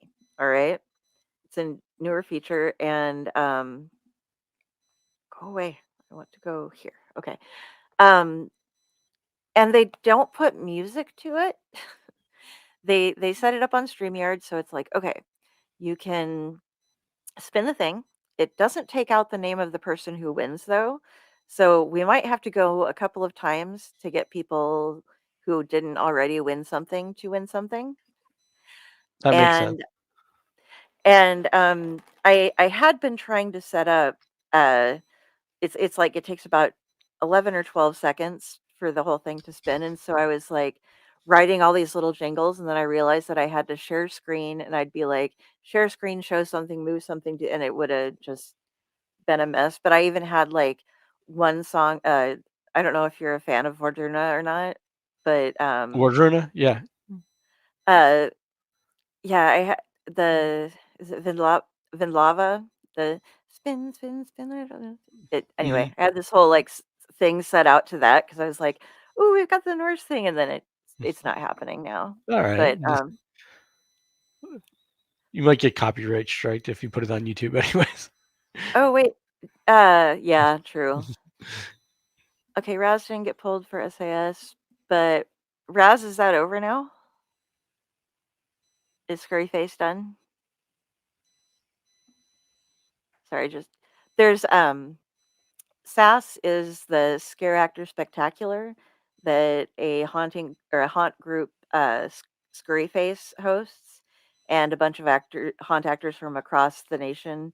Well, and out of we have someone over from Scotland right now, vice versa, who participate in it, and they get put up against each other in rounds, and there's like meme attacks and stuff. And so we might want to wait a couple minutes actually to do the drawings because they got that done, and everybody who's a part of SAS, which is a large part of our community, would have been over there seeing if they were part for the next round of judging and meme offs and attacks. Sure. And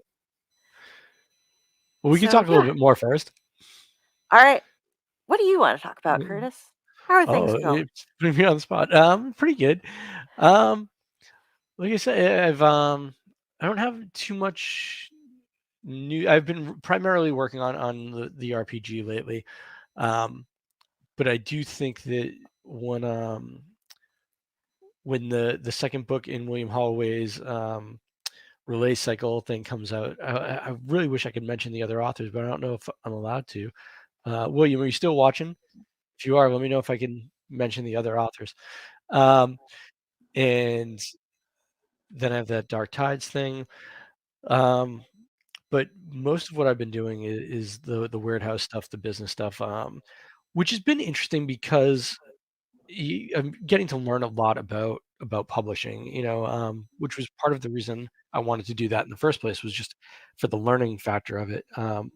Learning about dealing with printers and like the logistics of that, about distribution, different kinds of, different ways to approach contracts with writers, and the best ways to promote books, because I was promoting my own books before, but being able to do this in a more professional capacity for Weird House, it's really pushed me to find new ways to get our books out there and get my books out there. And I think it's been very valuable in that regard. It's forced me to also kind of widen my own community and to seek out, not just writers that I personally read or whatever, but writers who I think would be a good fit for the company, influencers who would be interested in our product, all sorts of stuff. It's been very good for broadening my horizons in a lot of ways. And I would advise anyone who's really interested in publishing or writing, if you can, even in a volunteer capacity, do something for a publisher or a magazine or anything like that. I think there's a lot to learn there. Years ago, I was a volunteer on the Bram Stoker jury, and I learned a lot from that. And I think that there's just so much to learn about this business and this community. So I definitely think it's worth your while, I guess. But Yeah, Sorry. No problem. Yeah, the horror community is great. Raz was talking with me the other night about it, and we were talking about cons and how if you if you go to a comic con, there's somebody in a corner that does a horror comic or something. If you go Yes. to there's a little corner, but if you go to a horror con, there's everything. Like horror is niche for every other genre, and but it encompasses all of them. So Yes. Well, I was at that Crawling Chaos Con yesterday, and it was the first one of these. It was kind of small. It was just really just a vendor room in this casino, and it was niche enough because it was, Crawling Chaos Con. It's going to be, it's going to be cosmic horror, Lovecraftian kind of stuff. And there wasn't a huge attendance, but the people that showed up were all very invested in it. They all came to buy stuff, and like you said, there was obviously I was there is in a capacity for Weird House, so I was representing horror books, Lovecraftian books, things like that. But there were people who were doing kind of fantasy comics that had a dark fantasy overlap, or people who were selling kind of witchcraft things, or different artists with prints and stuff like that. There's a guy who had some comic series it was like HP Lovecraft PI or something. So you have like this kind of noir crossover stuff. And yeah, you're right. There's this kind of, even though it's its own smaller niche, it has this kind of this way that it embraces all these other genres within it, and it's pretty cool. So, like I said, it's a really, I know I've said this. Everybody says this. If you're not within the horror community, you haven't spent any time within the horror community, you may not have heard it. But whenever somebody new comes in, they're always like, "Oh my god, the horror community is so nice. It's like the nicest literary community," and it's true. Like it's a very accepting, very warm community. And I was recently, I was at a science fiction kind of thing. It was my first time doing this, and it was good. It was a good time or whatever, but the atmosphere was so much different, and there wasn't the level of friendliness, and not that people were mean or anything, but it was warm by any means as any horror event I've ever been to. And I was a little bit taken by that because most of my time is spent in the horror community. But even thinking back to my days in comics, when I think back to comics, I always had really good relationships with other artists, but I feel like with other writers, there was always this kind of cutthroatness in comics where it was everybody was fighting for the artist or fighting for the publishing thing, and you didn't really have that same sort of camaraderie with other comic writers a lot of time, at least in like these kind of indie levels, in my experience.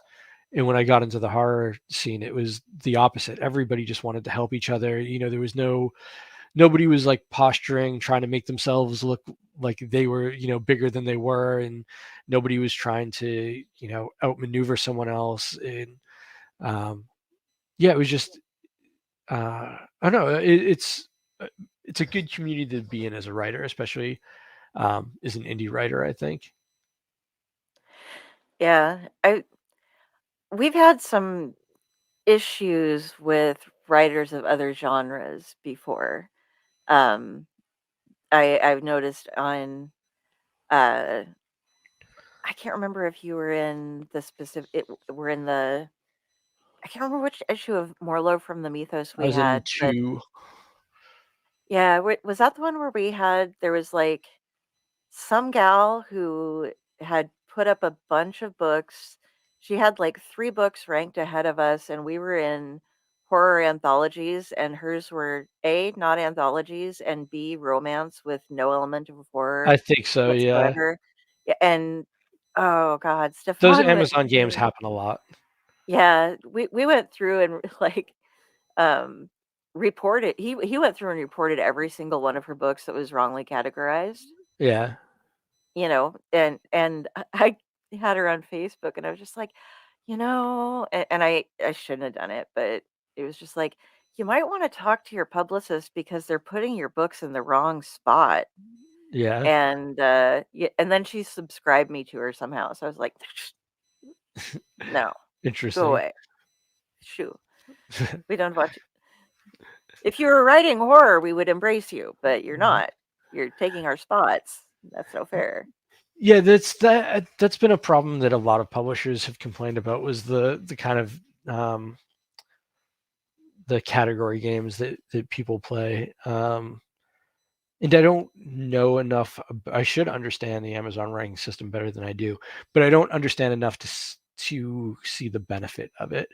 I guess it's because maybe it's easier to rank in horror. It would be my guess, because horror is a lower selling category. So if you're writing something that's romance but has some dark elements, maybe you can get to that number one spot easier and kind of game the algorithm.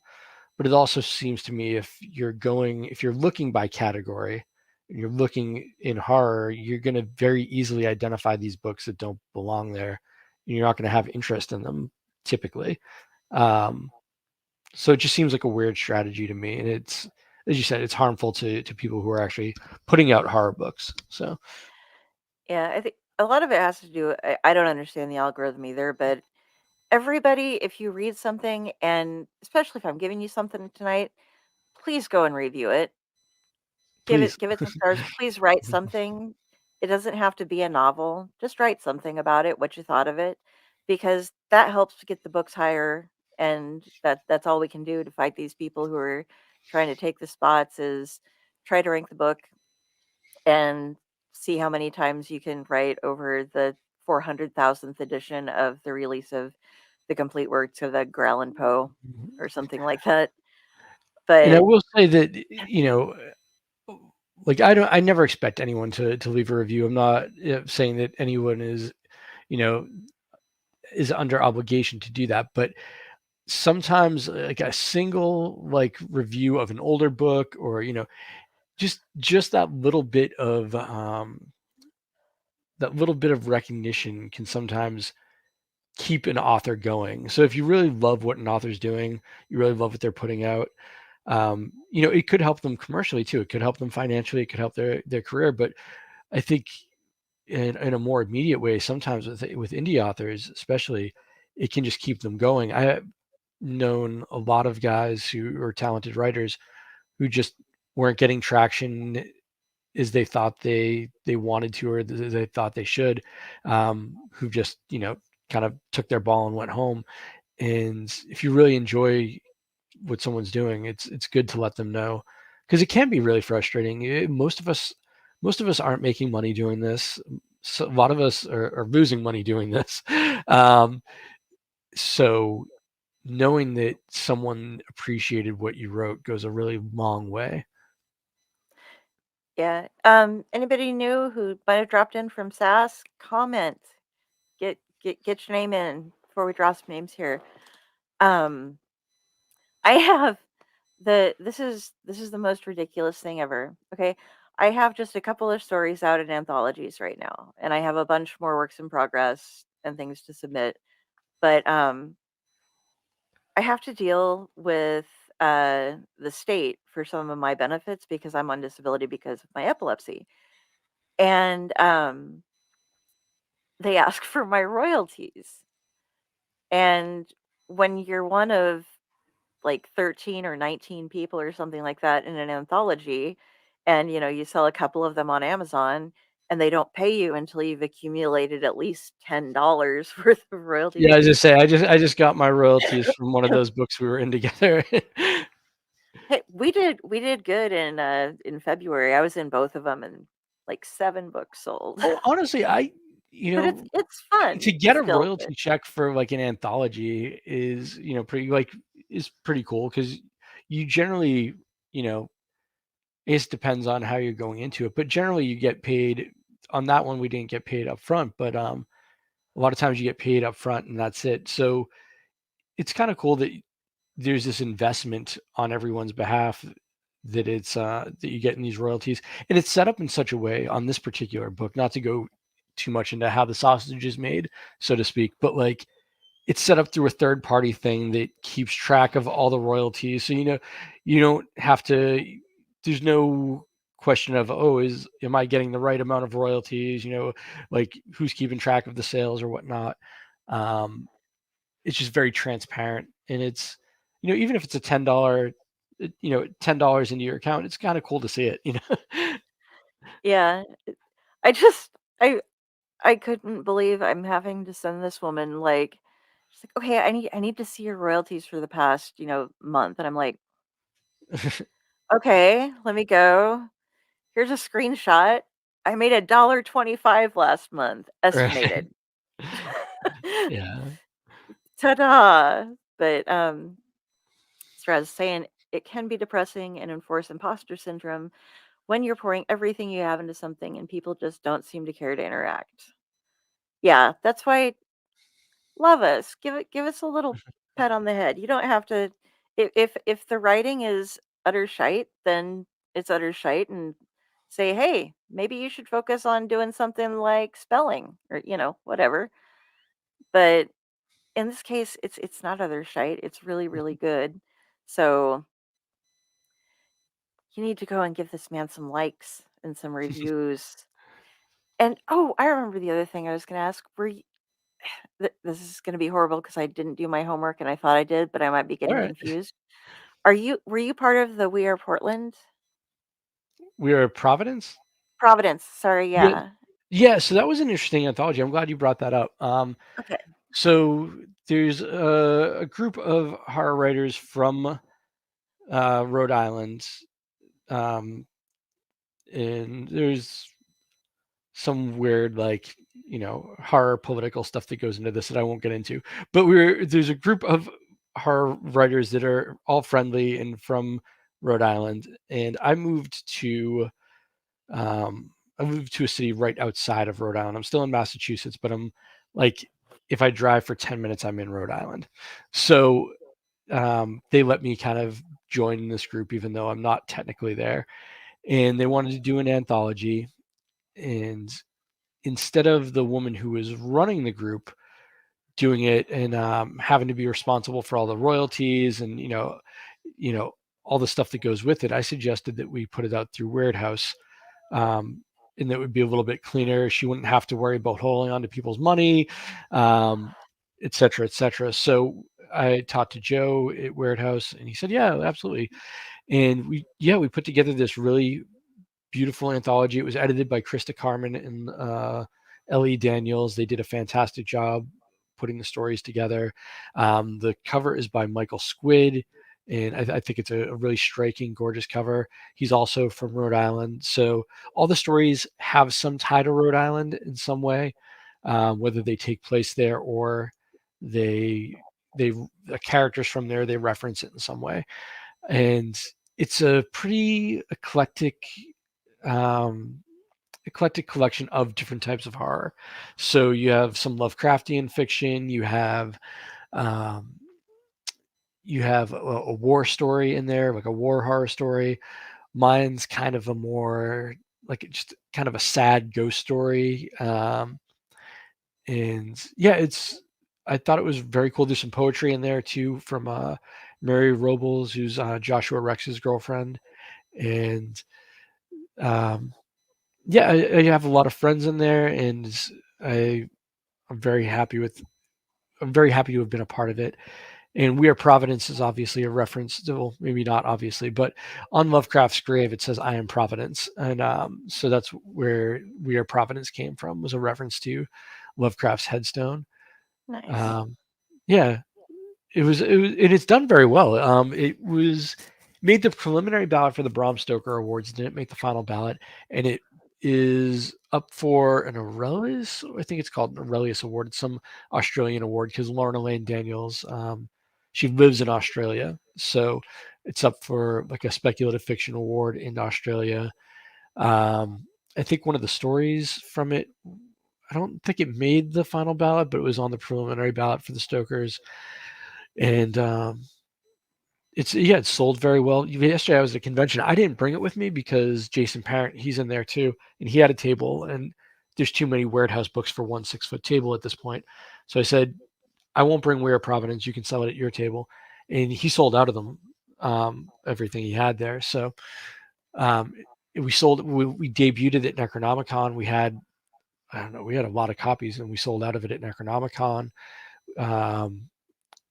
Yeah, it was a very cool project to be part of. And yeah, Krista and Lauren worked really hard on it. So You guys just have a great community out beyond the horror community, the New England area. All the people I've been getting to know from there, like horror and geek and just writing and stuff. yeah, All the creative people seem to get along great, know each other. yeah, it's a small world. It is. I'll tell you. There's this writer, Michael Burke, and he hasn't published a lot of stuff, but he is in one of the Crystal Lake Dark Tides books, and he owns a comic book store called Kamikaze. And before he had anything published, like I knew him because I used to buy comics from him, and he would host events for like, because he's always been interested in the horror community. So he'd host events for like Christopher Golden and, these different guys and stuff. So it's just interesting that this guy I used to buy comics from 20 years ago is now showing up in this series that I have a story into. Yeah, it's a pretty small community, and it does make it awkward when you don't get along with someone. I will say that, because that's going to happen, and everybody knows everybody, and everybody's for the most part friends with everyone. So when there are those personality conflicts, it can get a little bit dicey with that. But I think those are pretty minimal. Yeah, I can only think of like one person around here that I really have a problem with. So. Give me his name after the show. I know some people out there. Sure. Yeah. But yeah, and it's interesting too, because a lot of that I think comes from just social media and online, and people being performative online. And I'm not saying one person or another. I think everyone is kind of guilty of that. You know what I mean? You kind of amplify your loudest traits, or sometimes your worst traits on the internet, and or you trying to amplify a specific part of yourself that you're trying to sell, whether it's your edginess or your wokeness or your you know how mysterious you are, or whatever it is, whatever like that you're really tying into your brand. You tend to amplify that sometimes to a fault. And there's one author who I've butted heads with several times with online, pretty badly online.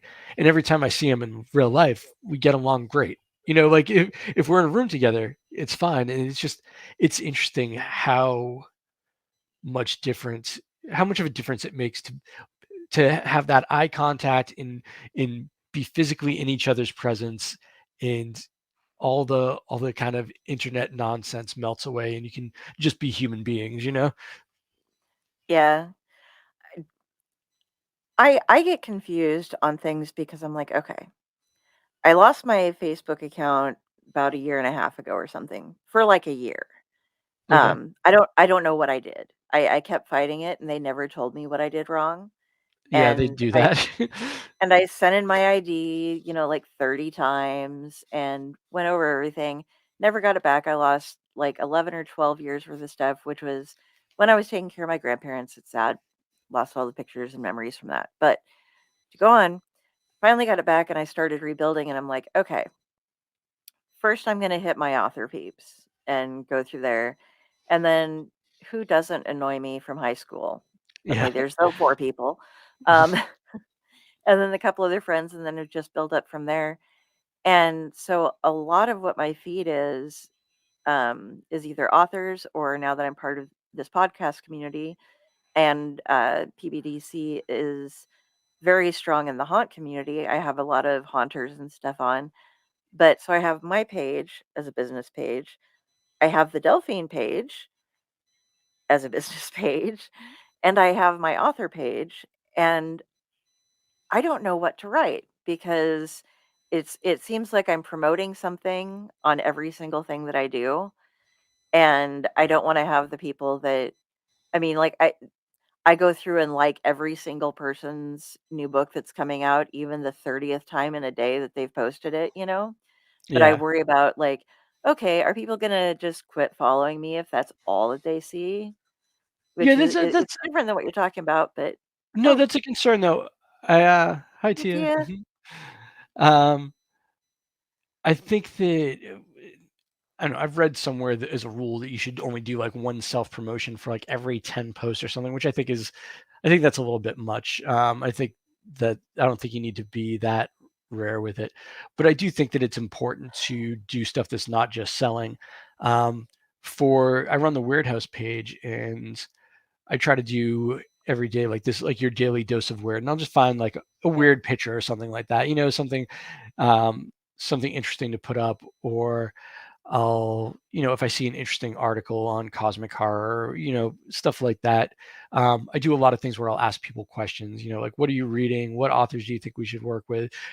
Just try to get interaction, and then once again, interact with the people when they do comment. I think that's on any sort of professional page. I think that's huge. You can't just post and have people like and comment and ignore them. You have to engage with them, right? Mhm. Because essentially at this level we're not just businesses or whatever. We're not just this author business. We're not this podcast business.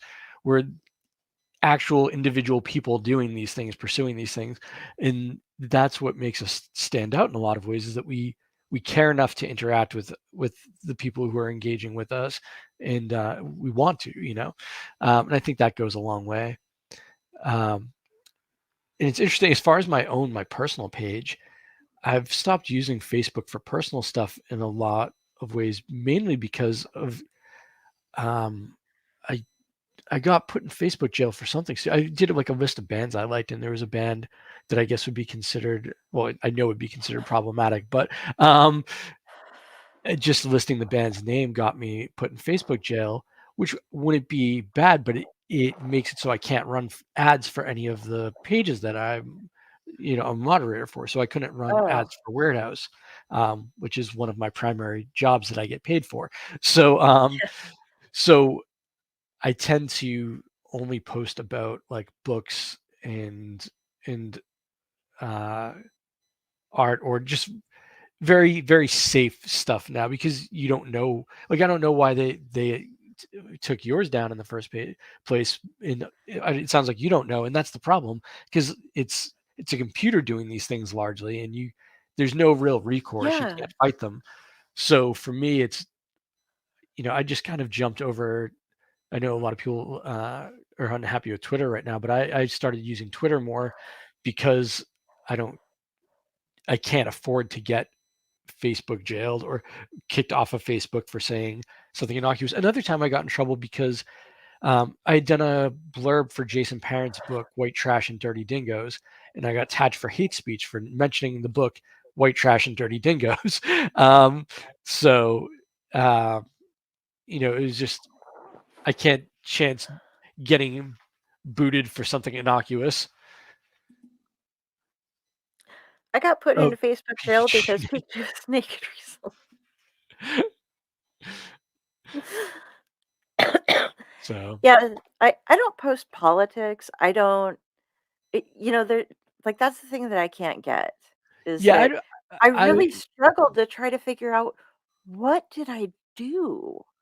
It I post things about like happy things about my grandparents or well, sad things after they passed and like what my cat's up to and what I'm reading. So, maybe it was but I've learned that when I'm viewing live streams like this, mhm, depending on the stream, I will go to YouTube and use an account on there instead of posting on Facebook because I don't want to get caught for some of the comments that I know that I'll not be able to resist making that would sure. probably get me put in Facebook jail.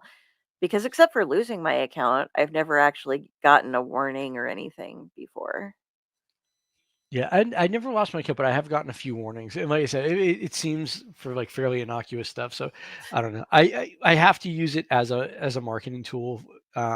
So I've kind of moved away from it as a personal platform. And like if I do, it's like a picture of a sunset or something like that, or a picture of a tree, something innocuous like that. I don't know if you follow Stefan, but Stefan Lair, but like he posted up this thing about somebody was like cursing his family, like a witch kind of Okay. thing. And he got warned for it and like slowed, or I don't know how it all works, but he got a little short-term sentence in Facebook jail. And then he posted the post of him getting the sentence and got in more trouble for Yeah. showing that he got, and it's just like this tearing thing going on. It's like This the castle inception of that's ready to Facebook jail. fall. Yeah, it So was I was funny. on, I think it was on Twitter the other day. I saw something and it was like one of these things. It said, this has been tagged for like nudity or something like that. So the image was all blurred. And I clicked on it and it was a picture of like a Cheeto with a cat face on it. Like, so it's just fun. I do think a lot of it is just computers trying to police the internet, not doing a very good job of it. Yeah, don't So, post on personal. Yeah, and I, my other thing is it's harder for me to decide who's gonna see what I see because since I got back, I just automatically went as a business account yeah. because you get at least a little bit more attention paid that way.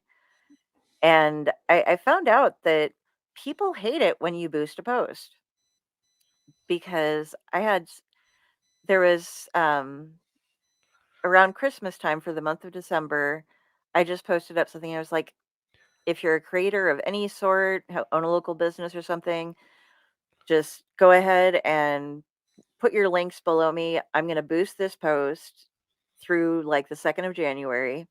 And that way you can all get a little bit more, Merry Christmas. Here's a little bit of advertising for you. And I had a couple people that were putting in their things and popping up links and stuff and liking it. And then I had people who were like posting pictures of shit and things like that and saying like, you should have my Facebook page, so I'm going to do the same to you, you troll. And I'm like, Oh, that's weird. I've never had that what? happen. Yeah, I had no idea. Like when I've boosted other posts for things, and I don't do it that often, but for like books that I've been in, I've boosted a post on my author page and nobody said anything. But don't try to help anybody. God forbid. That's too You have bad. to see something. Yeah, no, I've in the past when I was running on my own page, I never found the boost post to be very effective, but I do them on the Weird House page, and I haven't had any negative feedback for the most part. I think I had one ad that I ran that I got a negative comment about. But oh, that's my phone. Hold on, I gotta plug in my laptop. There we go. But what I like about the boosted posts is that then it allows you to go and invite those people to your page. But if people are getting mad that you're spamming them, I guess they're going to get doubly mad if you invite them to like your page. But that Well, might be a but nice passive aggressive response to them. God, that would be fun. Then I'd get banned and have to start all over again. Right. I've learned to like try to back everything up so that I still have it because I'm so mad. I had written some awesome things too, Mm. and like I will never own the just scathing review I gave to Portlandia on exactly how much I hated it. And it was like 2 or 3 pages long of just my utter disgust for the existence of it and that people would let it not only be thought of but progress beyond that and be put on television and then people would like it on top of that and just how I had no faith in the human race after that and all, fun stuff. Don't have it anymore. Back up your Facebook. The other thing, just talking about stuff like that, which I'm just a huge advocate of mailing lists in general. I think that it's if you're a creator, if you're any sort of, if you're trying to sell anything, you have a customer base, a fan base, you're never going to own your social media followers. You're never going to own your anything like that. Like you said, you lost your posts and everything. And they can change their terms of service at any point of time. They can go out of business. They can, you have to remember that you're the product on social media. You're what's being sold. So as much as it is a good tool and an important tool, I think it's much more valuable to curate a mailing list and hold on to that, because we all everybody thought MySpace was going to last forever, and eventually Facebook and Twitter are going to go away. Like, they've already kind of aged out in a lot of ways. Younger people aren't really using them. Like TikTok's the big thing with young people or whatever. And like, that might not even be the case anymore because I'm old and I don't know what the thing is with them. Or my son's super into Discord, which isn't even social media. It's I'm all about Discord. So I think that all these things are going to either age out or they're going to change their terms of service. And some way, though, they're not going to be useful to you anymore. And if that's your whole marketing model, you're setting yourself up for failure. And yeah, strong mailing list, even though it sounds old fashioned, I don't think anything can beat that. Yeah, I lost hundreds of followers, and I mean, I don't have a third of them back yet. Don't know. And then, hop over to the author page, and I've got some new friends. Every time I get a new chunk, like every 20 friends send out again a request to, hey, like my author page. It says the same things that I do, only with author and my full name in front of it. There you go. So much fun. Okay, guys. Anybody got some last minute comments to throw in? Because I want to do some drawings, because this is fun. We got some people on here. It looks like somebody new came in. If you're new, if you haven't said anything yet, get in a comment before I start the drawing. Just say hi if you want to. Because Anything. we're gonna anything, because somebody just joined. Unless they're coming back. It could be somebody coming back. Internet goes up and down. They have Spectrum or something like that. Okay. It's the final countdown. I hate that song. I do too. I hate it. I talk about it all the time whenever it comes on. So I have a question. Out of the Coffin Maker stories, what was your favorite story? It's all right if you say one of Josh's. I won't mind. No, I have to pull it up because I need to look at the titles. So hold on, because I have it right. Nope. I have it right here. I don't remember titles and stuff right off the bat. I understand. It's funny because when I was young, I remembered like every track off every record, and it's funny now because I've largely listened to stuff on Spotify, and with music that I didn't grow up with, I don't know any song names anymore. It's terrible.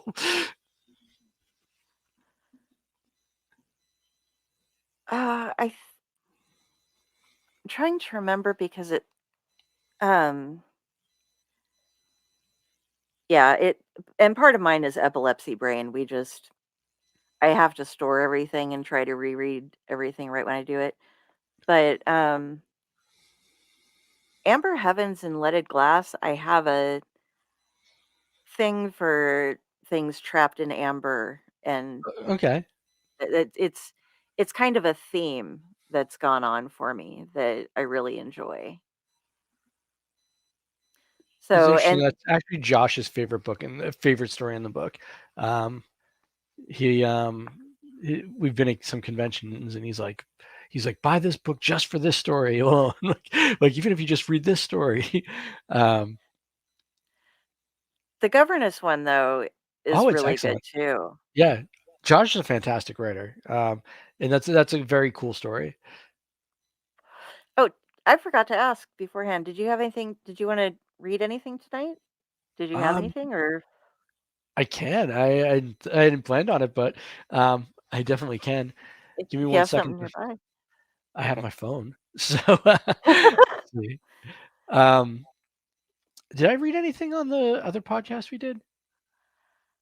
Oh God, that was months ago, hon. Okay. Let's see. I tend to read the same things over and over again, so Well, I don't if want you would have, it was all out of Blackheart Boys Choir. to. So Okay, so probably not then. So we're gonna do. Let's see. This one I do a lot because it's fun to do as a reading, and this is from Devil's Night, which we actually didn't talk about tonight, which is a little bit it's older than these two collections, but came out after the original version of Boys Choir, the self-published version, and that's all short stories that take place in Detroit on Devil's Night in 1987. They're all kind of interconnected in a Sin City-esque kind of way. So I'm going to read a short from Devil's Night if I can find it here, and it's called Fire Sermon, and it's my favorite thing to read at readings. Where's my Kindle app? Here we go. It should be in here. It's probably open to it because I read this at BosCon. Here we go. All right. So this is called Fire Sermon. This also has illustrations by Luke Spooner. You can see this kind of cool illustration right there. And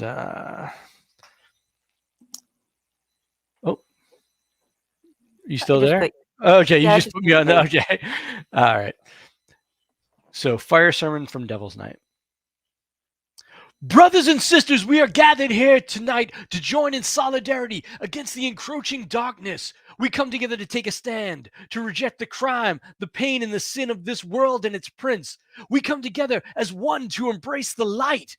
Beyond these hallowed walls is a city burning. Greedy, weak-willed men scramble about for Satan's shallow offerings. They fight, steal, and destroy for scraps of cash, for reputation and respect, or for simple carnal pleasure. They light fires desperate for a warmth that they shall never know because they choose to dwell outside of God's light. But let's talk about fire for a moment, shall we? Fire is a tool of the Lord. It's a force of purification, from Michael's flaming sword to the ovens that kill the bacteria in our food. God hath rained it upon his enemies in biblical times, and Mother Church used it to purge wickedness and sin not so long ago. Before the lies of the modern age, before rationalist charlatans tried to erase the miraculous, we knew that a barrier of holy fire lay between the worlds we could see and heaven itself. So if fire is a holy thing, why would God Almighty allow the wicked to misuse it? Why would, in all his wisdom, would he allow these savages to use a sacred force to kill and destroy? Why would he let destitute men and women get trapped in burning buildings and allow firefighters to perish, choked by toxic heat and toxic smoke, or roasted by heat? Well, the first thing that you must remember, and remember this well, is that God makes no mistakes. Second, in his infinite grace, the Lord gave us free will just as he gave us fire. And why would he bestow such dangerous gifts? Because they are the keys that open the door between this hell we call earth, this imperfect creation of the demiurge ruled by the serpent of Eden, and heaven itself. But these keys, brothers and sisters, they must be used in conjunction. I spoke of the holy inferno that separates this world and all others in the night sky from the invisible and perfect. It is a pure flame born of God's incredible love, and no wicked thing can pass through it. Only those armored in faith can hope to walk through the burning gates of the welkin and become one with the infinite. To wear the armor of faith, now that is a choice. And that is what I mean when I say that the keys to heaven, fire, and free will must be used in conjunction.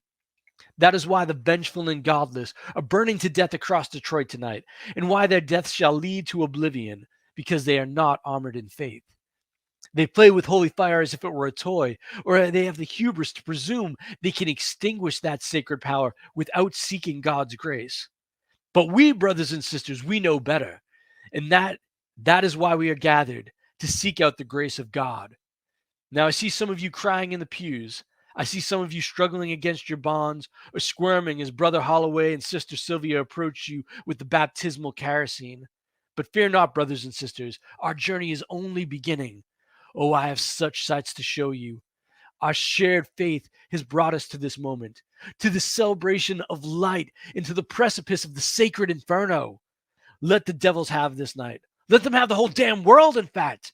We, brothers and sisters, our congregation, which has been so misunderstood and maligned by the unfaithful and the uninitiated, we shall be one with eternity.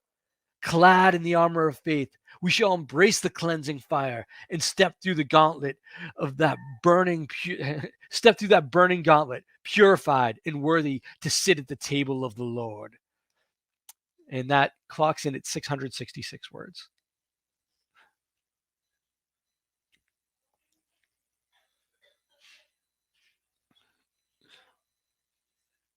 I can't hear you. Did you mute yourself? Yeah. That's lovely, and it's awesome that it clocks in at 666 words. Thank you. Yes, I have several books on audio, on Audible. Thank you. Devil's Nights on Audible, Blackheart Boys Choir, The Devoured. It's a bad world, and Bad World 2. And The Coffin Maker is being produced as an audiobook, and my son just slid a note through the door, I think, or my wife. So time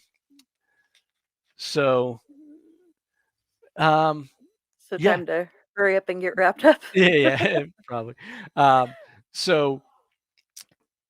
But yeah, it's all those are on Audible. I think the only books, Those Who Go Forth into the Empty Place of Gods is on there. So most of my stuff is on there, except for I think Black Pantheon's The Envious Nothing. Yeah, I Black think everything Pantheon else is great, by the way. Thank you. Love that. Okay, so now we're going to do the giveaway tool, and we currently have 8 people who have spoken. You are all scrambled up in here, and I'm going to attempt to get this right. Screen out. Present. Share screen.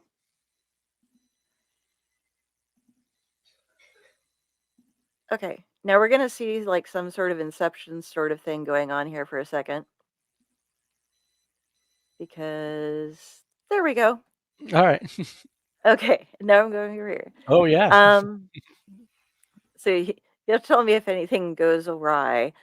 The first 2 are going to be for the Envious Nothing, as well as the magazine. The second 2 are going to be for, and these are ebook editions, for the Coffin Maker and the magazine. And the 5th one will be for the autographed awesome copy and the magazine. So here we go. And like I said, I don't have any music. Sorry, I'm working on it. It's just a matter, I need another box or something to push. So who wins first? Somebody's got all runes for their name. Jenny! Hooray! Jenny! Yay, Jenny. Okay. Now, there's no cheating, but it doesn't take the names out, so you can only win once. So if you win again, sorry, you're getting rolled over again. Okay. Oh, wait, I need to write down who's getting what. Bad host. Bad host.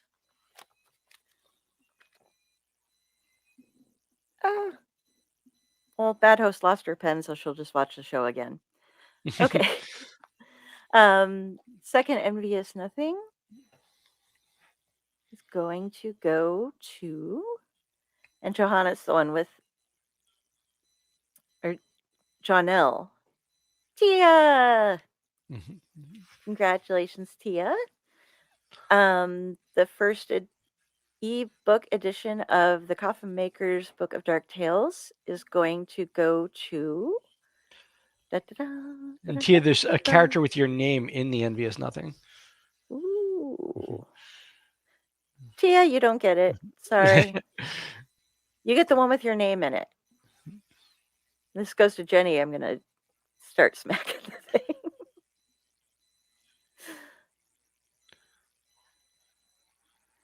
East Coast Honors!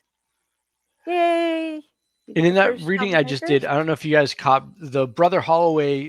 When it says Brother Holloway, though, that was indeed a reference to William Holloway, who is in here tonight.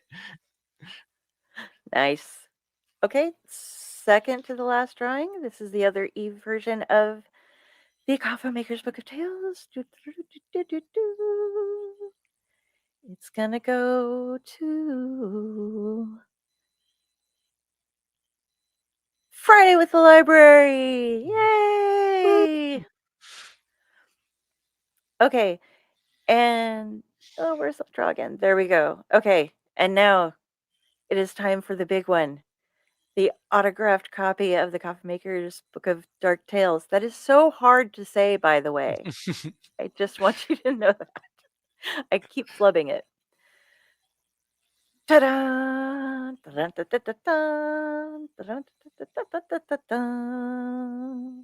No repeats. No! You try again. They need to fix this so that it takes out somebody's name if they've already won.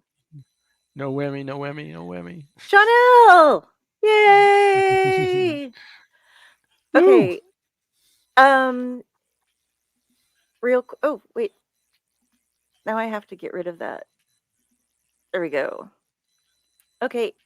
If you are not friends with me on Facebook and you won something, congratulations to everybody who did. Oh. Okay, Jenny. Oh, Jenny and Friday are the same person. So which one am I redrawing for? The Coffin Maker's ebook? Now I'm all confused. Jenny, what did you win? What am I giving to somebody else?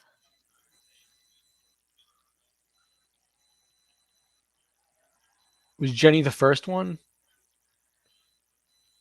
I think Jenny might have won one of each, so she can choose which one she wants, and All right. she just has to let me know.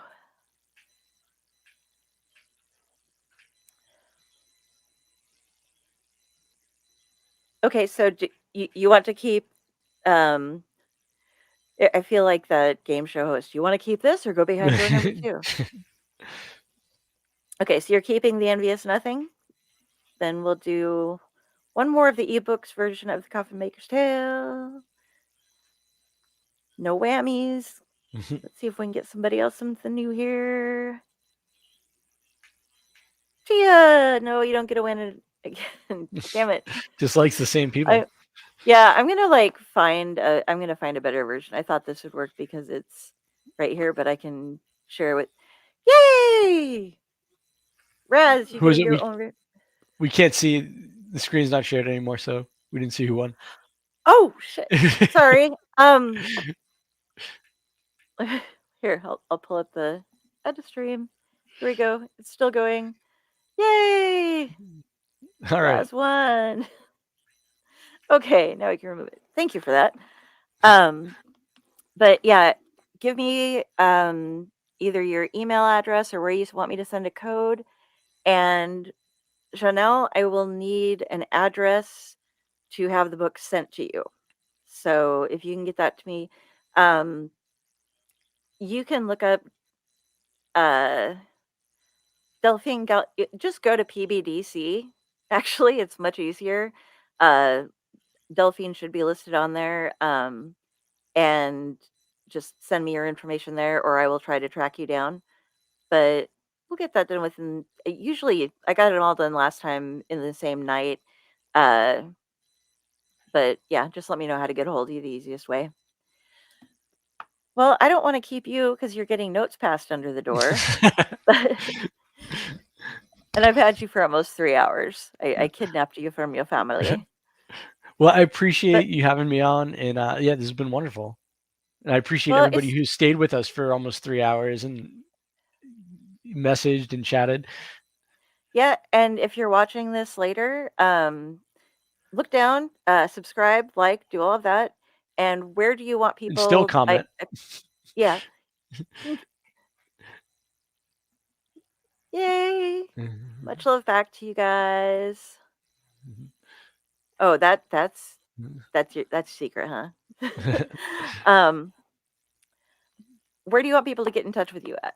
Where's the best place for them to reach out and get your So attention? you can reach out to me. I don't really use my professional Facebook page so much, but if you send me a friend request on my personal page, I accept just about everybody.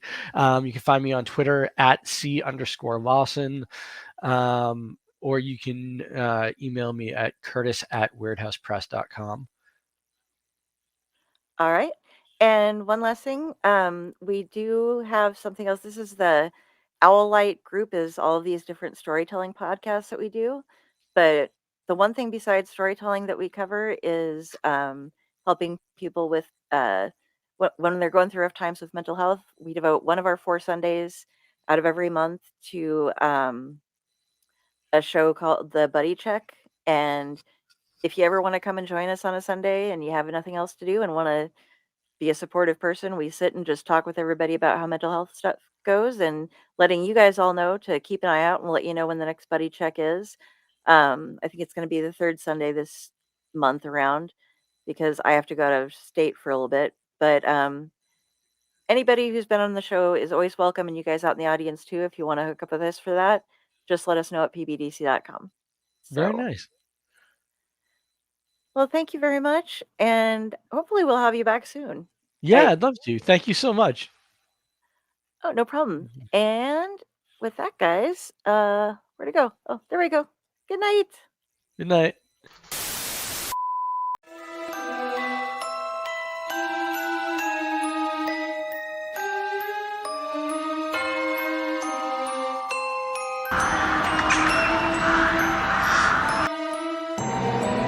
Steve Van Samson, Curtis M Lawson, Paul Christian Glenn, Joshua Rex, Raz, Rob Smale,